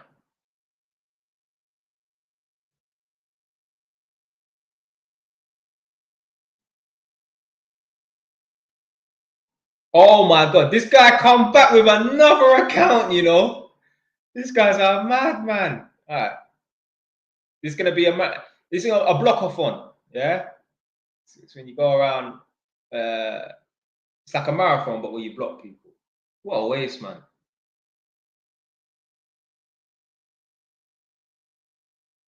What you make another account? I block you as well. The guy actually went and signed into his other account to then come underneath the comments to troll. That's crazy. You got too much time on your hands. See, if you just put that energy into making something of yourself, potentially you could have some money in your pocket. How can anyone hate on JYs? No. I can understand why people wouldn't like. Do you know what it is? It's not even that they wouldn't like my content. They wouldn't like my delivery. I can understand why it would piss some people off. I get it. Me personally, no one can make videos that are going to piss me off. Like I even released a video not too long ago, like a couple of days ago or something. This video was shot like probably a year and a half ago, but it dropped yesterday. That's how much work man put in. And I was saying that people hate on content creators, and you're only hating on that content creator because they're talking about a situation that applies to you. The cap fits, you're just not willing to wear it. Like, so basically in that video, I was saying that I know a chick who I mentioned Kevin Samuels one time. And she was like, oh, Kevin Samuels, I can't stand him.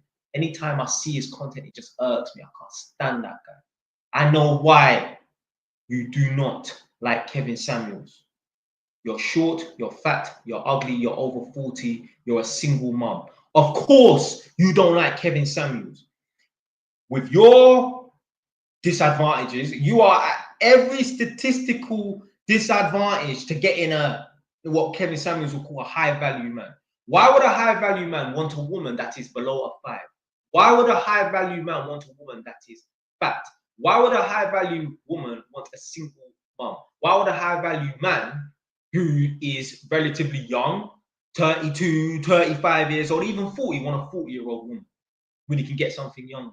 So of course you're gonna hate Kevin Samuels because you know what he's saying is true, but you know you can't do nothing about it. That's why they hate Kevin Samuels. That's why certain people, they don't like when I speak certain things because they know it's the truth, but they know they're not willing to do nothing about it. And in that video, I actually related it to myself. I had a girl one time. I don't think I said that in that video. I just said some people, but I had a girl in mind. A girl said to me, well, you're just an electrician. I didn't even take offense to it. I remember when I was at home to Haringey, one guy said, well, you're just an apprentice. I know I'm not always going to be an electrician, and I know I'm not always just going to be an apprentice. This girl that said, you're just an electrician, the irony in what she said – you're just an electrician, tried to degrade me, tried to downplay my thing. Her fucking dad. Somebody guess. Put in the comment section right now. Somebody guess what her dad does for a living. Someone put in the comment section. Come on. She said, you're just an electrician. Somebody guess what her dad does for a job, does for a living. Yes, he's an electrician. He's a sparky. No, he's not a labourer. He's an electrician. Dumbass. Dumbass. You know how many girls, yeah, it would make me laugh. Girls will be like, oh, I would never date a guy that's 5'8", 5'9". How tall is their dad? 5'8", 5'9". I'll never date a low value man. Their dad is a low value man. Now, I'm not saying you can't have standards like that, but yo, just understand your origins. Yeah, I know you can't help that your mom picked a waist, man. But just understand the origins, your origins, yeah? Fucking idiot. The girl really said to me, well, you're just an electrician. But yeah, that was then. I'm not just an electrician now. You see, when you know you have a vision, when you know you're willing to work and put in, make the effort to grow as a person, you don't give a fuck about people's opinion on you right now because you know at some point it's going to change. Well, guess what? I'm not just an electrician. I'm a landlord with 5 properties as well. The fuck? But yeah, big up my like Dulce David. Hey, excuse me. Yo, you can't be talking like answer my damn question. You would not be talking like that in person. I guarantee you. I promise you. So certain people, yeah, watching this might think, oh yeah, man talking tough and that. I'm telling you, in real life, I don't fuck about. I don't play about.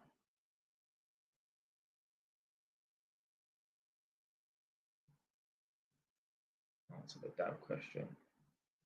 You see this person here, yeah? When you see me on the street, yeah, please approach me and talk like that. See what happens. This is the first time I'm actually threatening someone on road. I ain't gonna approach you. You come to me. I'll make the first move, definitely. This is why, yeah, like I kind of avoid going on podcasts and that. You know, like I'll go on a podcast to have a one-on-one chat with the host. That's cool. But I don't want to be on a podcast where there's multiple guests. Because a lot of people that go on podcasts, they're nobodies. And like they don't have no content like that. They're just nobodies. And now this is a time for them to shine. So they will start acting up. There's cameras. They're going to get a little bit, they'll start acting up. I watch podcasts. Let's say like big up King Rich's. I've seen King Rich's podcast, or I've seen Josh Purley's podcast and that. And I see some of the guests, they're nobodies, but you know, like they've been invited and that. And I see, and I can just tell they're acting up. And they're talking to the other guests a certain way. Yo, there will be some crashing out in that studio. So personally, I wouldn't even want to go on certain podcasts. It's got nothing to do with the host. It's the guests. If they start acting up, we're going to have a fucking problem. You lot can think what you like. See, certain people will be like, oh, I don't think Jay's that gangster and that. Because he might not come across. Listen, let me tell you something about the realest guys on road. There are going to be some guys that have that tough guy presence, and you get me. But I promise you right now, you see a lot of people that you see online that come across a certain way, like, yeah, bro, they ain't like that. You see the real bad man, the real killers out here, the real G's, the real OJ, man, them, they don't even come across like that.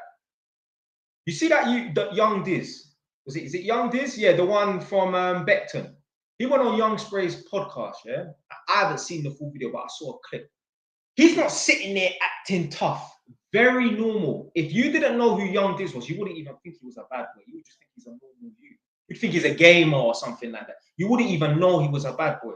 The real bad boys, they don't have this fake persona. You see people like there's certain rappers and that, they put on this persona. They ain't like that. I promise you. When you look at their CV, they ain't got no drills. They ain't got no drills. Only few man that are like got that tough guy persona and that, they are actually on this thing.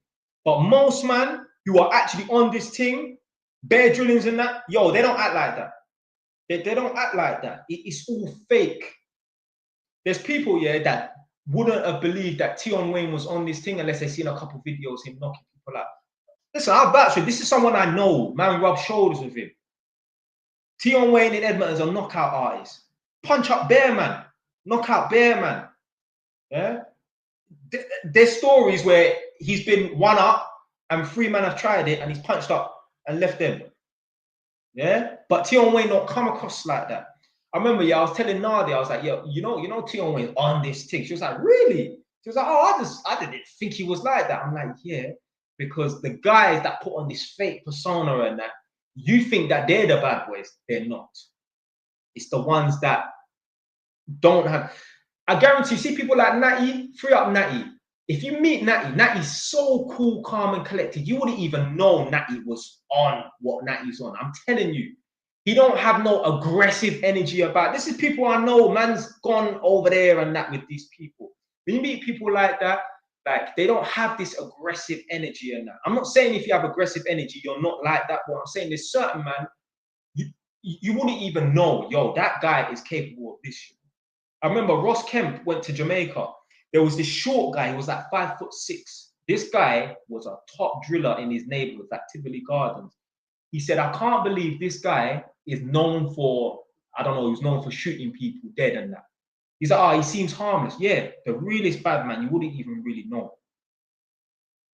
The realest man, them that got money, the rich guys, the real Rick Ross, because everyone thinks Rick Ross is this guy with the beard. No, the real Rick Ross, he used to walk around like a crackhead. He dressed like a crackhead to slip underneath the radar and that. The people that really have money, you won't know they've got money. I walk down the road, people will probably think I'm a delivery driver. They wouldn't know this guy has 5 fucking properties. They wouldn't know this guy earns 7-8 grand a month from work on top of the properties that bring in 4 grand a month. You wouldn't know because I don't need to flaunt my money in that. Now, obviously, if you speak to me, I'll talk about it and stuff. But there's pussy old back, right? How do I block him? You're gone now. You're gone now. You're gone now. You're gone. This guy went from TikTok to YouTube, you know. So sad. Let's give him a moment of silence to remember he came. 60 seconds. But yeah, the realest guys out here, I'm telling you. You see the real world guys, the ones that was really out here in the streets. I guarantee you, yeah, if they go on podcasts, them man, they're a bit like even shy, not in a pussy way, but like them man, they're they're not social like that. They're quiet. Them man, they're not weird, but they're shy. Yeah. And obviously, if you've got a guy that's rolled but has been in front of the camera a lot, then obviously it's gonna be different. It's gonna be comfortable. But a lot of man, yeah, who are rolled and that, if you catch them on podcasts and that, like they're proper quiet and whatever and that. Oh my god, this guy come back, you know. Anyway, I'm gonna have fun blocking this person. You will give up because you're a quitter.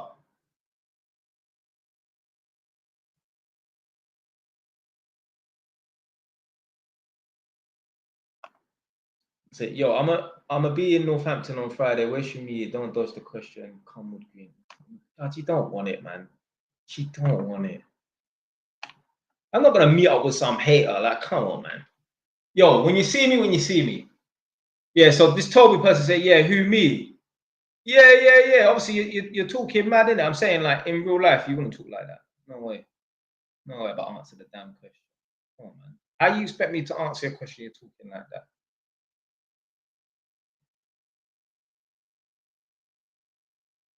And trust me, like, the temper that I've got, like, if you get on the wrong side of me, even if you fire back by way of amping or fighting, I'm going to take you to a place that you ain't been to before, or I'm going to take you to a place that you're going to be very uncomfortable in. See, I'm very comfortable fighting people. I don't even get an adrenaline rush from fighting people. I've done it before. I've punched up 4 people outside my house and gone in and told my girl, make me a cup of tea, please, and just sitting down chilling. She was like, Jay, I can't believe you're so relaxed. You just went and you just done this and you've come back in the house and you just asked for a cup of tea. Yeah, typical Jay Wise fashion, innit? When you're used to crashing out, it's nothing. I can literally go outside, punch up someone and come in and act like nothing happened. Some people will be like, oh, fired up and that. Nothing. Fighting for me is like an argument. It's nothing. It's nothing. Don't get it twisted, man. I don't win every fight. But yeah, I've had plenty of fights. That's why I was never afraid to go prison, because I'm good with my hands. I used to walk down the streets of Tottenham. I've got beef with people. If people ask me where I'm from, it's straight on, because I'll tell you I'm from N9. No weapon on my jacks. Didn't give a fuck. Obviously, someone challenged me on it, and obviously I had to swing for them. They did beat me up though. Not gonna lie, they did beat me up though. 2-on-1. They was even trying to say, yo, we got a swammy in the back. They're trying to say they had their gun on them. I still swung for them. Obviously, if he pulled it out, I would have been off. Yeah, I would have been zigzagging in the road. Yeah, but yeah, you're not gonna be able to intimidate me or say, oh, I got this or whatever. Like, obviously, I made videos talking about Northampton and that. This in Northampton. There's people come underneath the video. Like, yeah, when we see you, take this video down. What? But I ain't taking no video down. There was been a couple of youths say, oh, come to this part of Northampton. You won't talk like that. I live in that part. And that video ain't going nowhere. It's not going nowhere. Hey, if anyone thinks I ain't about this, hey, come test me. I'm never gonna give someone my location. Oh, I'm not Krispy Kreme. Come. I'm not giving you that advice. Yo, when you bump into me, hey, test me. Feel free, test me. Ask any Tottenham boys that have come across me. They will tell you that guy there is a madman. They'll tell you.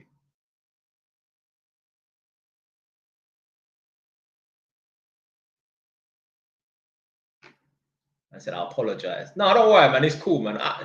Honestly, even if you talk rubbish on the internet, I wouldn't approach you. I'm not moving to know. I'm not moving to no one on the road because they said something dumb. No way. No way. But what I'm saying is, if someone comes step to me, like, put it this way, yeah. I was in the barber shop. I was getting my hair cut. I got my hair cut and I left. The following week, obviously, I went back for a haircut, or 2 weeks later, I went back for a haircut. And my barber said, oh, you know when you was walking out of the door, Do you remember? So you know when you was in the chair just before you left? Do you remember a guy came up to me? This is my barber saying this. Do you remember a guy approached me and he said, "Oh, how many people have you got?" And that, and he was whatever in it. Yeah. And I was like, "No, I don't really remember," because people always come in and how many people you got or whatever in it. I was like, "No, I don't remember it." And he was like, "Oh, when you left," he said he watches your videos. You know, he was like, "Yeah, my man talks whatever." And that. Yo, you see that they would approach me and say, "Yo, like." If people come up to me in the street and say, "Oh, I don't like what you said about this and that," you see instantly, I'll go into a mode where I'm preparing to fight because you're challenging my beliefs. And at some point, yeah, this is the thing with men. Men need to be careful when they argue. I don't argue because at some point, fists are going to be thrown. That's how I perceive things, innit? You're like me. I don't really talk like I talk on the internet, but in real life, I just fight people. So I don't get into arguments with people. Because I know at some point, if someone says the wrong thing, I'm just going to start throwing my hands in that. So I don't even like getting into arguments with people. One bang wise. I mean, I ain't no one bang man. I have one bang some people, but I ain't no one hit wonder. That's T on Wayne. You know what I'm saying? But I ain't no one bang man. But I've one bang some people for. But that's I ain't guaranteeing I'm dropping someone with one punch now. But I will. That punch is getting thrown. It's getting thrown. It's getting thrown. 110%. But I ain't approaching no one. Someone could be talking cash money about me on the street. If I saw them, I probably wouldn't approach them. No, I'm not approaching no one over no internet, what they said on the internet. They can make these videos about me. I don't give a fuck. I don't give a fuck. Like, let's say like someone was like making videos about my little sister. I'm not approaching you. I'm running up to you to attack you. I'm not gonna talk. You know what I mean? So yeah, I'm not gonna go and stick it on anyone. The reason why people like to stick it on people is because they rather just put people in their place than punch people up. No, I rather just put hands on people. That's just me. That's just me. Anyway, enough violence. Enough. But yeah, the realest man them on the road, a lot of them, you can tell they're street and that, but what I'm saying is they don't have this tough guy. And funny enough, I know guys in my personal life, I don't talk to them anymore. They have this gangster aura about them, but they ain't drilled on nobody. They ain't drilled on nobody. They ain't drilled on nobody. It's funny. I know someone. Like I said to them, like, "Yo, do you know what? Yeah, your girl, yeah, must think all the stories you tell her about me must just be lies." So obviously, I had a friend, not chatting, no. I used to go to his house and that, and he's told his girl bare stories like, "Yeah, Jay's a madman. He done this, he done that. Oh, he's a madman and that." When I go to the yard, I'm so cool, calm, collected. No one will ever think man was on smoke because there's a time and a place to be bad. You see, man's got this switch. When the time is right, that switch activates. So when I'm in people's houses and that, like, you see the tenants, they will think this guy's so cool. I can tell he's a bit street, but he's so cool. They wouldn't know what man's been on back in the day. Yeah, because there's a time and a place to be bad. So yeah, and when you're on a podcast and that or whatever, you don't need to be bad. And just be yourself, man. How many accounts has this guy got? Jesus Christ, man. I blocked you 6 times, but don't worry, man. I'll keep blocking. To be fair, it took you longer to come back, though. Try again next time. But I guarantee you will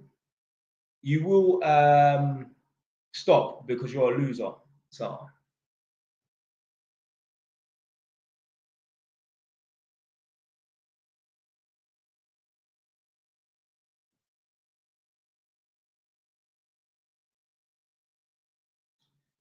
Man said, I watch your videos a lot. You're pretty wise for a black man. Right. So what was it? You don't need to apologize, but yeah, what was it? What's your opinion anyway? Let me know. Let me know. I work as a bricky labourer, then do takeaway deliveries on evenings. Is that a good hustle? I mean, yeah, you got to start off somewhere, innit? Like at the end of the day, yeah, there's plenty of millionaires that were flipping burgers and shit. But the important thing is to stop flipping burgers as soon as possible. But the thing is, if you're a bricklayer labourer, you need to get off that path as soon as possible, because where's it going to lead to? Because you don't even want to graduate to be a bricklayer. Like, is that even possible? Like, can you even? Like, I thought bricklaying was so low down the totem pole. Like, do you even graduate? Like it's so low down the totem pole. I'm sure people are just born bricklayers. Like, that's how much of a default it is. Oh my God, he's back. He's back. And back again. You know what? There's a way to.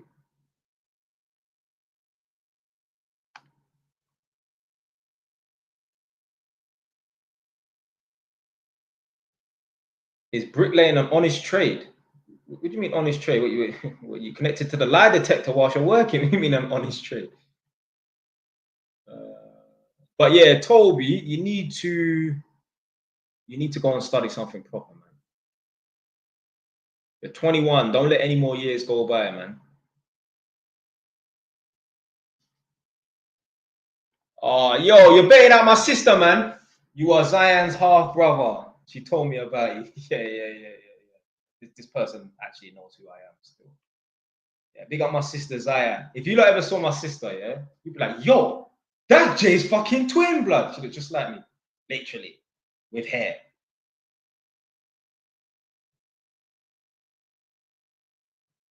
So how do you know? Anyway, I was about to ask him, how do you know my sister? Hey, man, better be careful, you know.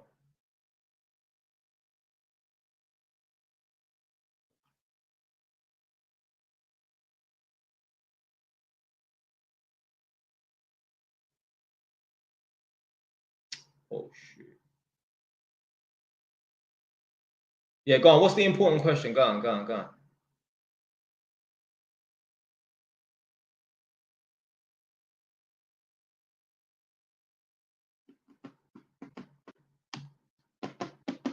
Right. Oh, I thought it was 10. I said I'm gonna come off in half an hour. Right, I'm coming off in half an hour. Coming off at 11 o'clock.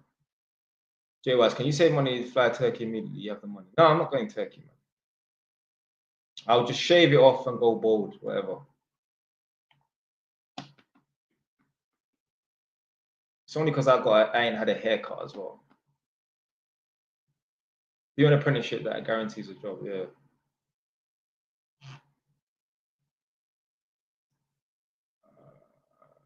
I assume first yard was the hardest to stack for. To be fair, in my case, my first house wasn't the hardest to stack for, really. It wasn't, because I was saving £1,000 a month, and I'd done that for 3 years. I was sitting on like 32, 33 grand. The property only cost me 13,600 to put down as a deposit. This is the power of buying properties early on. You see, the same property that cost me 136, that was the full market value. I had to put down a deposit of 13,600. That property now is worth 210. So I would have to put down 21 grand as a deposit, 10%. So this is the power of, you know, buying property early on. I said you lost the Enfield beef.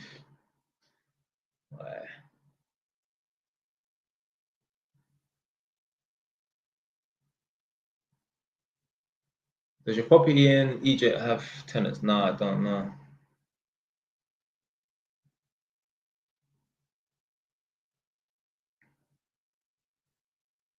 I've got a 59 plate Berlingo van. Is that a Renault? Berlingo van's a Renault, isn't it? Only 80k miles, but banged out more. Just gonna run it till it dies. Yeah, I mean that's what I'm doing with my car, to be fair. Just gonna run it till it dies, man. I'll probably end up scrapping my car, to be fair, man. What's this person? How to keep a woman in check that's pregnant with your child. How to do if she tries to disrespect you when pregnant. You gotta leave her. Listen.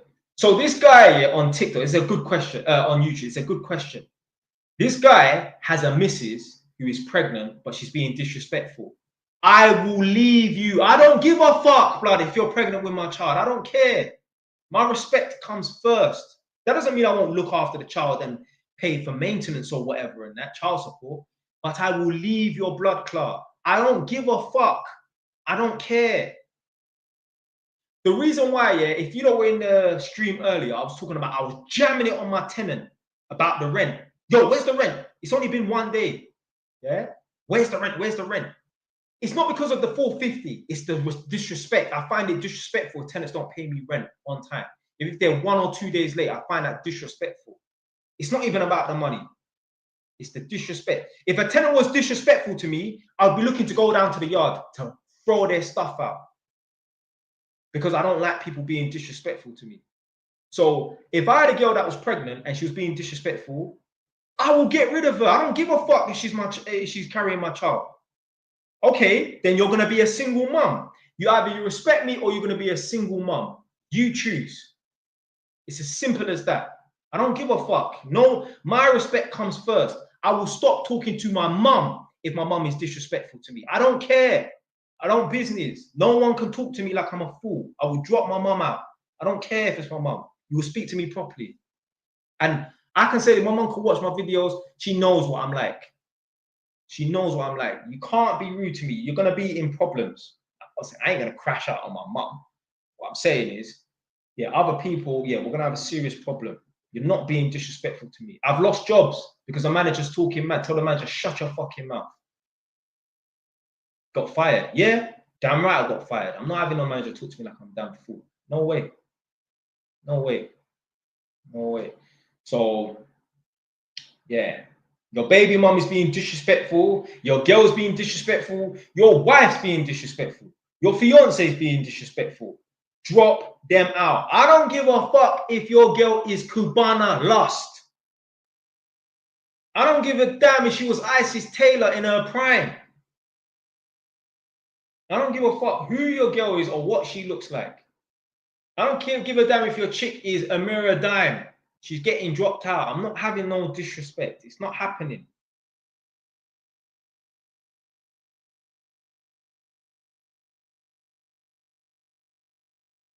What's your opinion on trappers? They shouldn't trap. You're gonna end up in prison.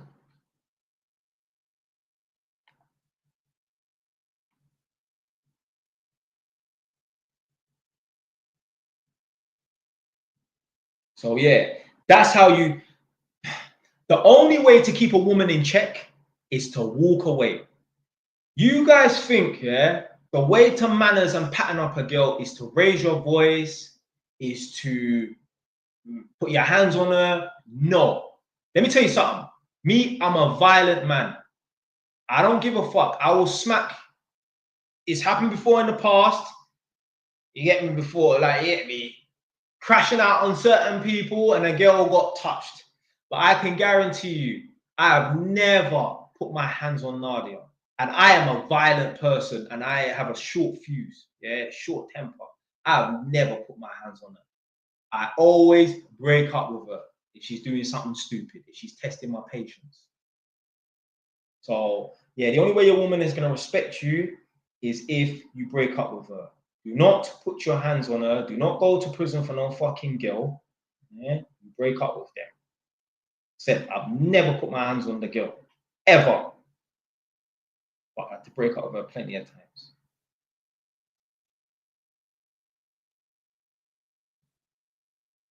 You're saying, oh, you're putting on that violent persona you was talking about. But this is facts, though.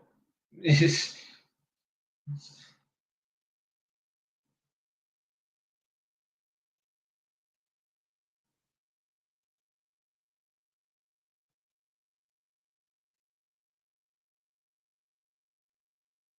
Zion told me she's not atheist like you. Yeah. I know she believes in God, yeah. To be fair, this person might not even actually know me. This person could probably have just seen a video and, you know, just connect the dots. Any thoughts on the question? Hey, what's the question? Blood, listen, I don't want to fucking, no disrespect, I don't want to bring no one onto the panel. Well, you know her from work, yeah? All right, if you know her from work, what does she do as a job? Because I know what she does as a job.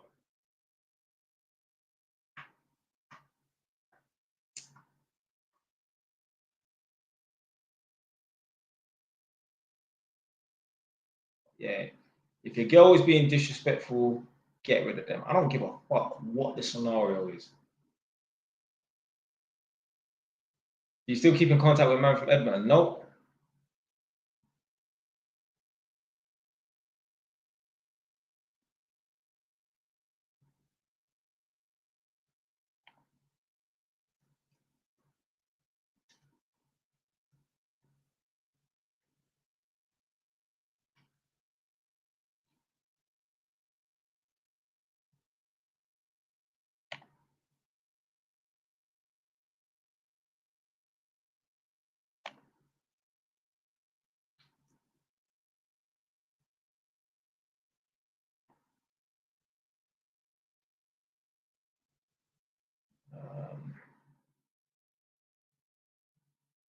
Where would you like to retire in old age? I mean, obviously, my dream, it's not a dream, it's going to be a reality soon, sooner rather than later, is to have like a nice big house somewhere, like maybe in a village, like kind of in the middle of nowhere. So it's not, it's definitely going to be in England more than likely. It's not going to be in Edmonton. You know, see, I love my area, I love where I'm from. But yeah, anyway, just needs to be nice and quiet. No neighbors. I'm not interested in living next to nobody, because the people them that live next to me were not going to be on the same shit. So there's no point me living next to anybody. Like here, this is why like I've acted the certain way that I've acted on the street, because I just don't care about being friends with anybody. I don't care about pissing anyone off, nothing like that. I've even got a big Jamaican flag outside my house, a massive Jamaican flag, just to piss the neighbors off. Like, yeah, man's boom. I'm here now. Because basically, obviously, man had this house for months, like 6 months, never moved in. And then just before I moved in, I put the flag up. Big Jamaican flag, like long. When you pull up on my road, you just see the flag. Just to let them know, man's here now. Yeah, moved in. Boom. Flags in the ground. Well, when I say piss them off, like, just to show them, yo, man's here. Just to show them, like, yo, man's here.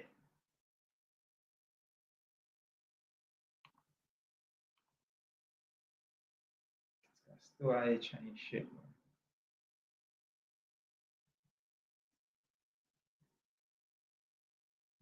How are your neighbors? I mean, idiots, really.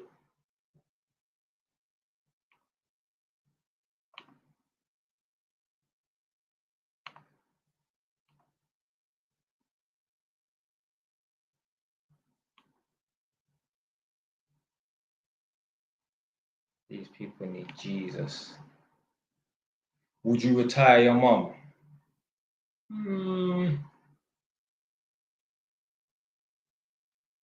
Nah, it's down to my mom to put in the hard work to retire her soul.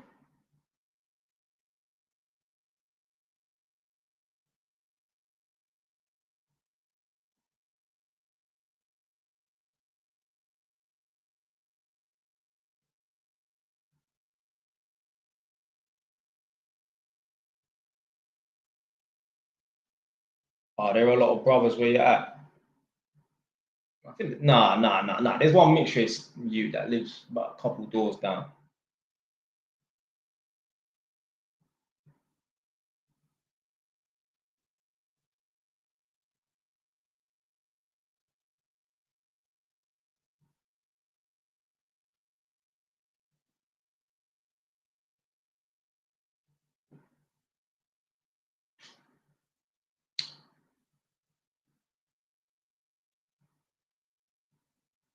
I'll be coming off in 20 minutes at 11 o'clock.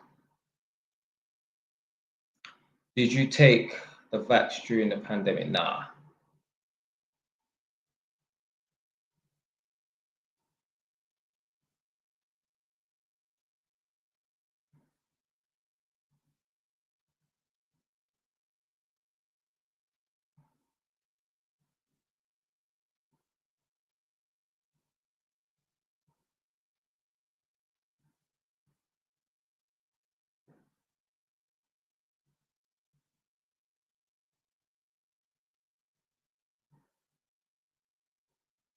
2025 JY's buys a yard in London. Nah, it's just too expensive, man. I can't afford London, man.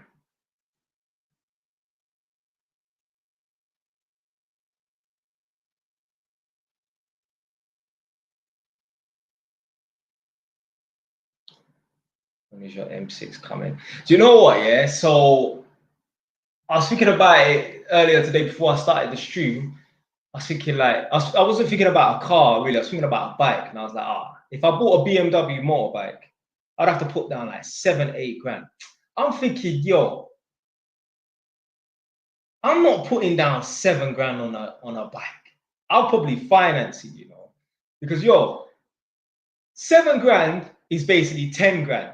10 grand is half of 20 grand, and 20 grand, that's a property deposit. Yeah, this is how man think. So you rent out tenants of all groups. What group is the most problematic? No, hold on, wait. Didn't someone put something about the pandemic? Oh, I thought you said pandemic. Said problematic. I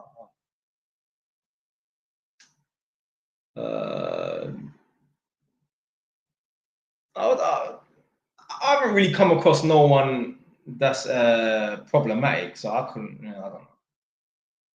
Obviously, there's certain people that will stink up properties and that.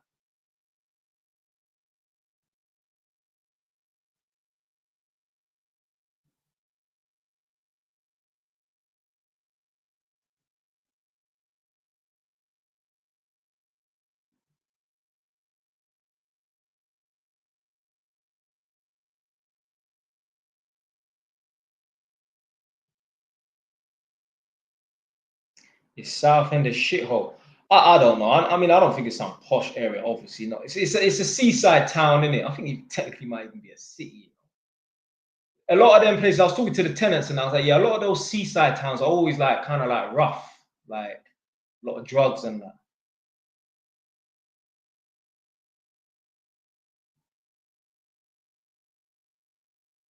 So what colour is your toothbrush? No, I think it's red or yellow. One, two, yeah.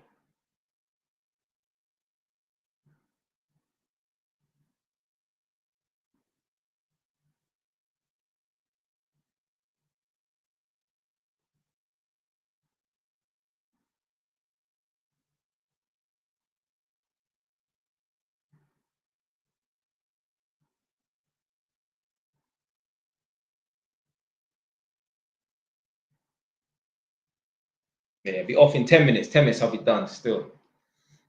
But yeah, man, if your girl is pregnant and she's giving you trouble, get rid of her. Look after the child, because blood, listen, it ain't worth your sanity dealing with some disrespectful chick. So this Luke Ash person said, just started my electrical apprenticeship, bro. Any advice for the future? Stick at it, man. Yeah, stick at it.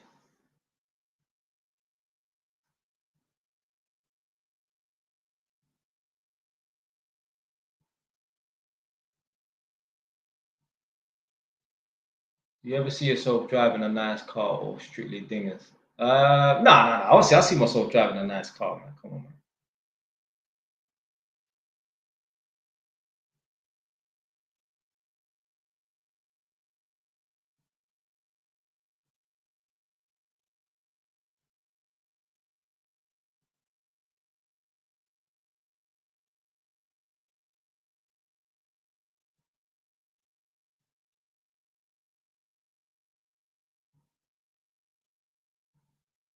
You know, Terminator rapper, he has some properties. Nah, I don't know him personally, but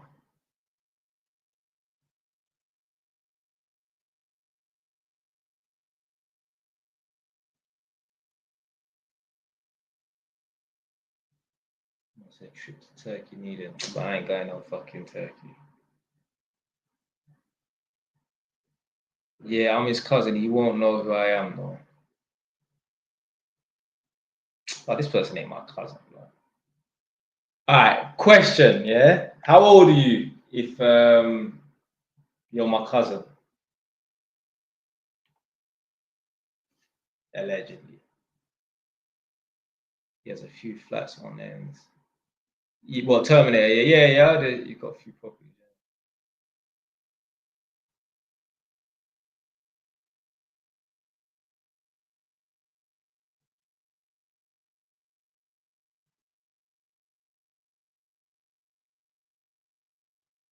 My wife tells me to shush by accident. I told her to stop, but she keeps doing it accidentally and says sorry after. It's like her natural vocabulary. Yo, you better train that out of her, mate.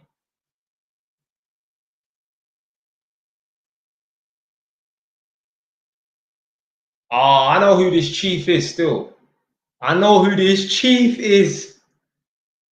What's his fucking name? I can't remember his name. This do you live in Essex?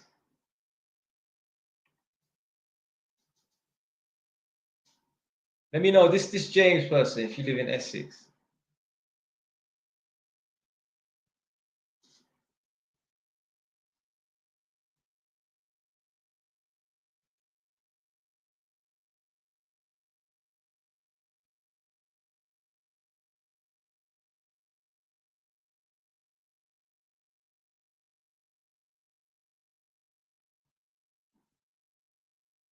What would you do when a tenant says they can't pay next month's rent? I mean, I've never had that. I've never had it. I've never had it before. I've never had it before. Yo, you better find that money. I had one tenant, let's say rent is due on the 20th. He contacted me on the 13th and said, yo, I'm gonna be like 5 days late. Yeah, just to let you know. Yeah, like, sorry. I'm like, yeah, cool. That can't be happening on a frequent basis.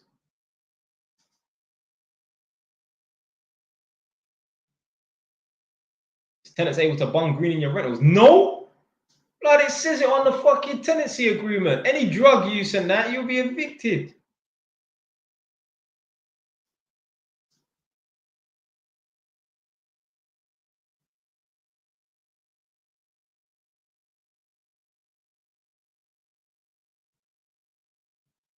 I mean, look, if a tenant smoked weed out the window one time, I probably wouldn't evict them. But yo, if it happens again, you're gone.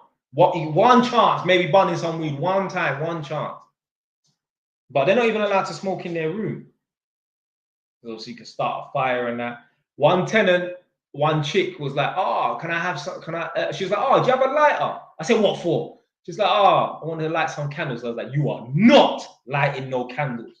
Do you know how many times candles start fires in people's houses and that? I mean, I don't know. Obviously, someone said, "How would you find out?" Obviously, I don't know any, but what I'm saying is, if I came across it or whatever, someone grasped them up. I don't know. Or imagine one of the neighbors said, "Oh, the people in your flat or whatever is smoking weed." Yeah, we're gonna have a fucking problem, isn't it? I joined the company, turned out to be very racist. I was the only black man there, and I lost my job for no apparent reason. Corporate is so mad.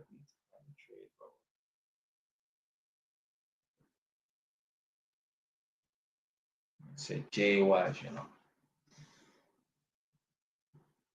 But yeah, coming off in 5-10 minutes, 5-10 minutes.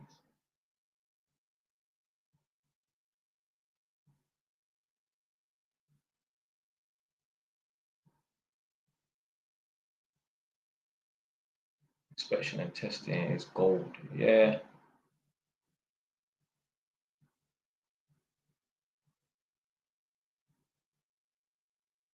Nah. This person's making this up. This person here, yeah, has just read my book. They don't know what they're talking about. They've just read my book. That's why they're saying it.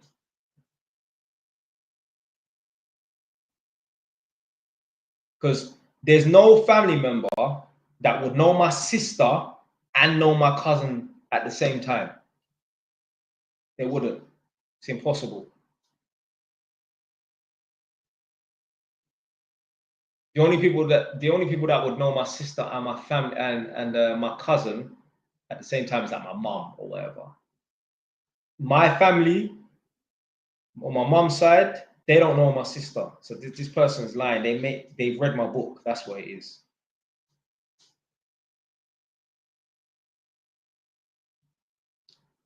So I never knew you did taekwondo. Yeah, years ago, wasn't it?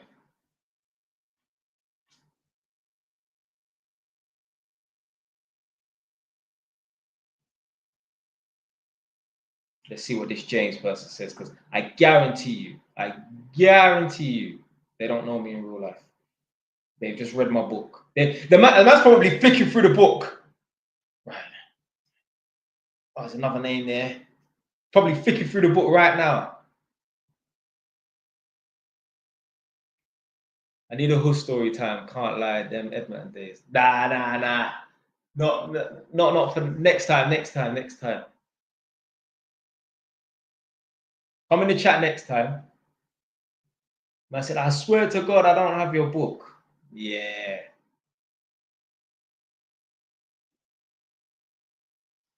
Nah, there's no way. There's no way you'd know my sister and know my cousin at the same time. No way.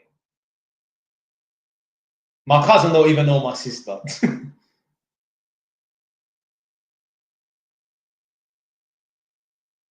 Why the fuck would I buy it? Why not? The same reason why other people would buy it. They'd be interested to read, innit?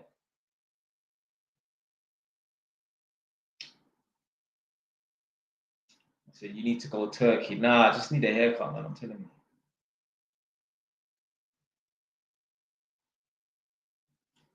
$10K a month is very good. How much do you need from the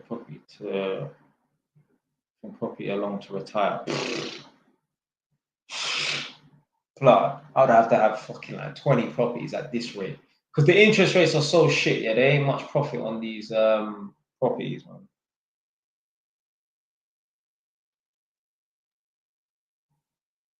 But it's better than nothing, isn't it?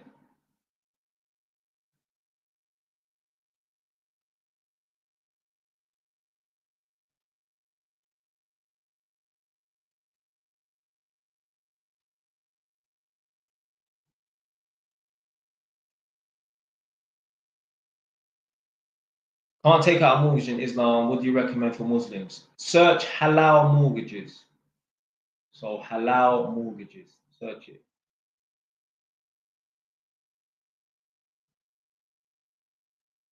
You go on audio book? Nah.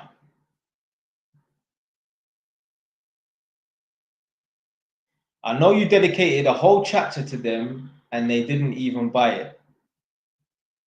How do you know? This is what I'm saying. That's how you know you wrote. Why do you know I dedicated a chapter to certain people?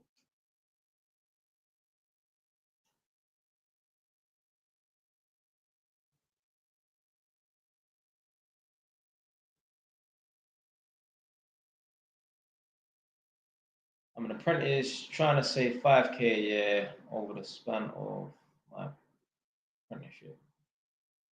Yeah, if that's the most you can do. How did you publish your book? So I wrote the book myself. Yeah, so I wrote the book myself and then contacted like a publishing company who print books basically. Then yeah, just sent them the PDF.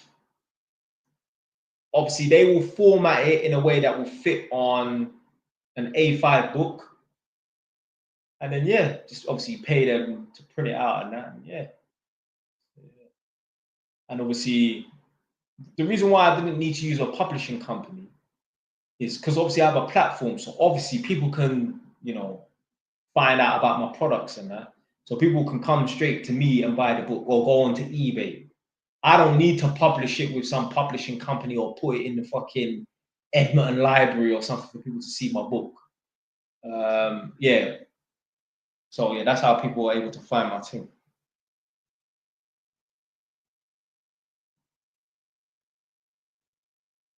Do you own a dishwasher or do you hand wash the dishes? No, hand wash. Oh, big up Harry. So he said, yo, JYs, it's Harry. Remember jumped on a live with you a while back. You got 3 jobs started. One bed. It's a good investment. Yeah, just buy whatever you can. Don't worry about buying, as long as it's not a bad purchase, don't worry about buying a property that's not the greatest property. You're going to have lots. You see when Nadia used to do the calls and that, yeah, like she used to talk to her customers and that. They will be talking about, yeah, just looking for my dream home. How can your first home be your dream home? How? That means you don't have no ambition. It doesn't matter. Just buy a property. As long as it's the neighborhood's okay and the neighbors ain't fucking dickheads, just buy a property. You should see yourself owning more and better properties. You don't have to own multiple properties.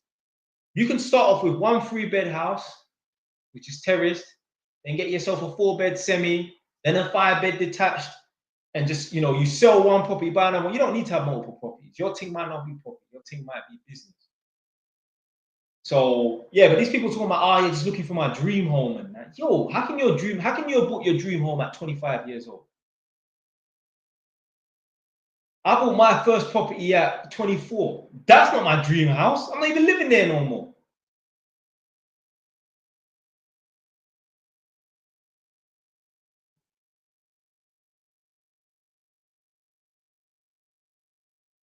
I said, I'm gone there, bro.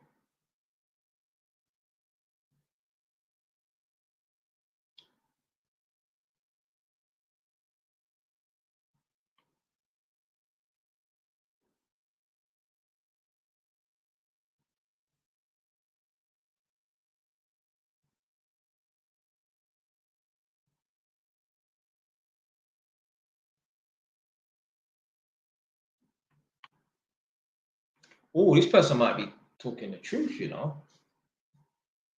Wait, let me see how true this might be. Let me go into my cerebral cortex.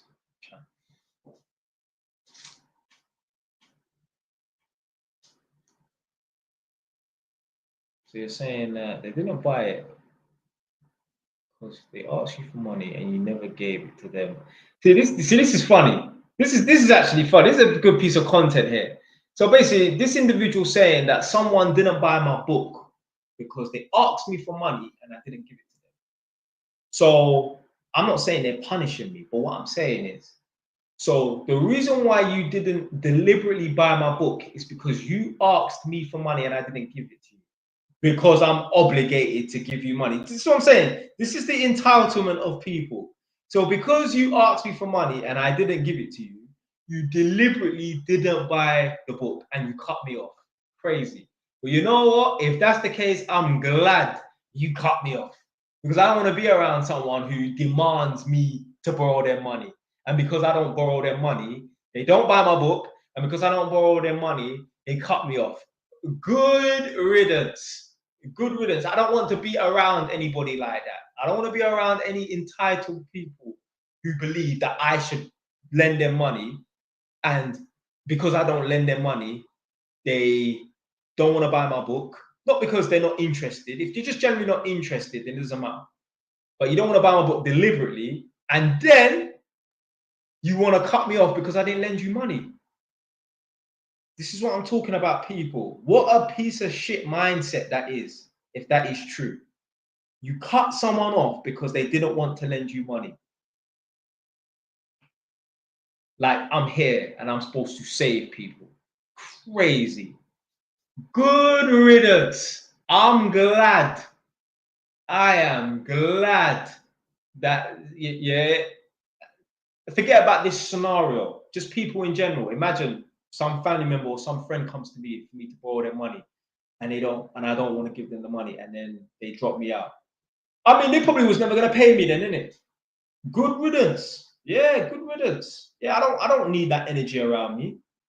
Why would I want to be around someone who's poor? Why would I want to be around someone that their bank wouldn't want to borrow them 5 grand? If your bank don't trust you, why the fuck should I trust you? You see, the fact that you need to borrow 5 grand and your bank won't lend it to you just lets me know that you're not trustworthy with money. Because if you needed 5 grand for something, if your credit was good, because you are a reliable person, you keep up with payments and that, your bank would lend you that 5 grand. But they've seen something, they can see your credit score and they know you're no good. So if your bank don't trust you, if your bank, which is an entity that can see your transactions and can get a hold of your credit score without your request, if they don't trust you, why the hell should I trust you? And all I've got to do is go off of your word. So yeah, good riddance. If someone don't want to talk to me because I didn't want to lend them money, good riddance. Good riddance. Don't care. Don't care. Not interested.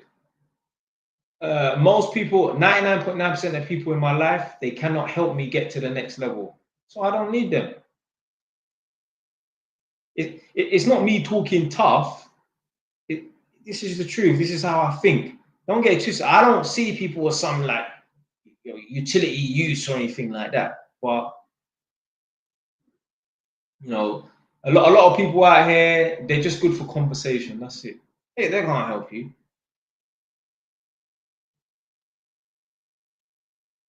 If you can't help me, that's one thing. But then some people, they just want to suck and extract from you.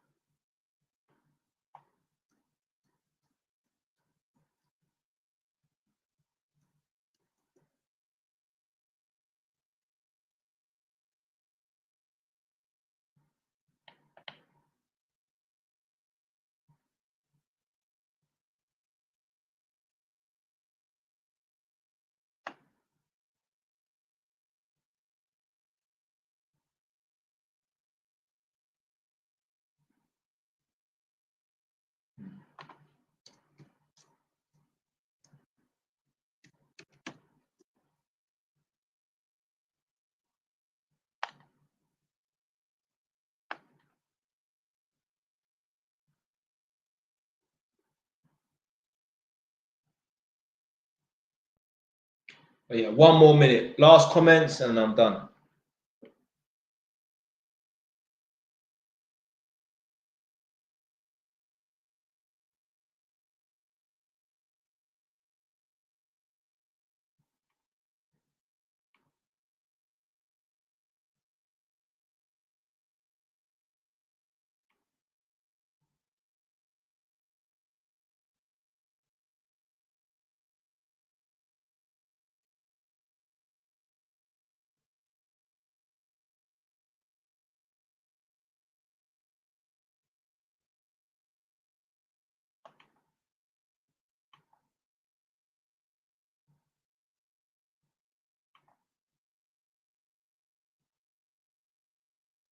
I said, man, like Jelani from Wolverhampton. I'm not from Wolverhampton, I'm from Edmonton, man.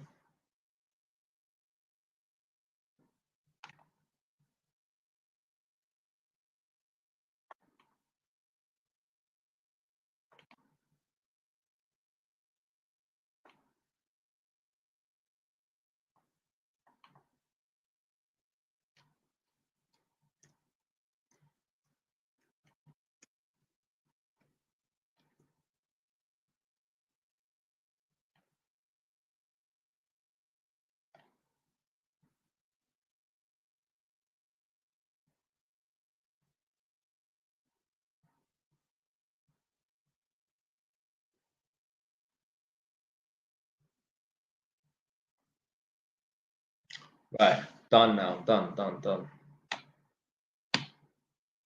Quickly do some paperwork. How long does it take to paint all the rooms? I mean, I don't know. You just got to do it room by room, man. But yeah, it could take you a day to paint one room. Remember, you got to let it dry. You put one coat on. You say you paint all 4 walls and the ceiling. Yeah, I mean, you paint all 4 walls and the ceiling. Let's say that takes you 1 hour, hour and a half max. You put one coat on, let it dry. Put on a second coat, let it dry. On a third coat, let it dry. It's 4 hours between each coat. Depends. Just read the painting. But yeah, Yeah, just read the tin of paint. Should be about 4 hours in between.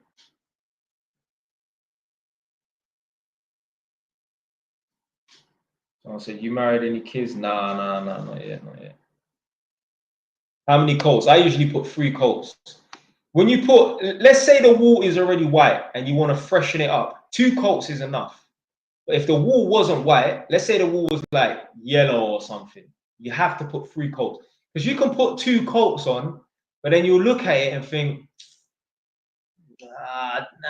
just you can kind of get away with it. But if I was you, I wouldn't bother. I would just put the 3rd coat on. Because if in a month's time you look at it and you think, nah, that could have done an extra coat. But when you got the wardrobe and fucking bedding and that's long. You got the flooring done, that's long. No, I don't do undercoat, you know. Maybe that's better. Maybe, yeah, undercoat and then 1 coat if that's how you do it. I've always just used the same paint on the wall 3 times. So yeah. But yeah, maybe watch a video how many layers you use, like how many coats you use when you use undercoat. Maybe undercoat is 1 coat and then you just put the paint on top and that's it. Because if you use undercoat and then 1 coat of paint and then another coat, well, that's the same as doing 3 coats. You might as well just use the same paint 3 times. But I don't know. I don't know what the professionals would do, innit? I know that's what works for me. I said, hey, James, you're still there. All right, I'm done now anyway.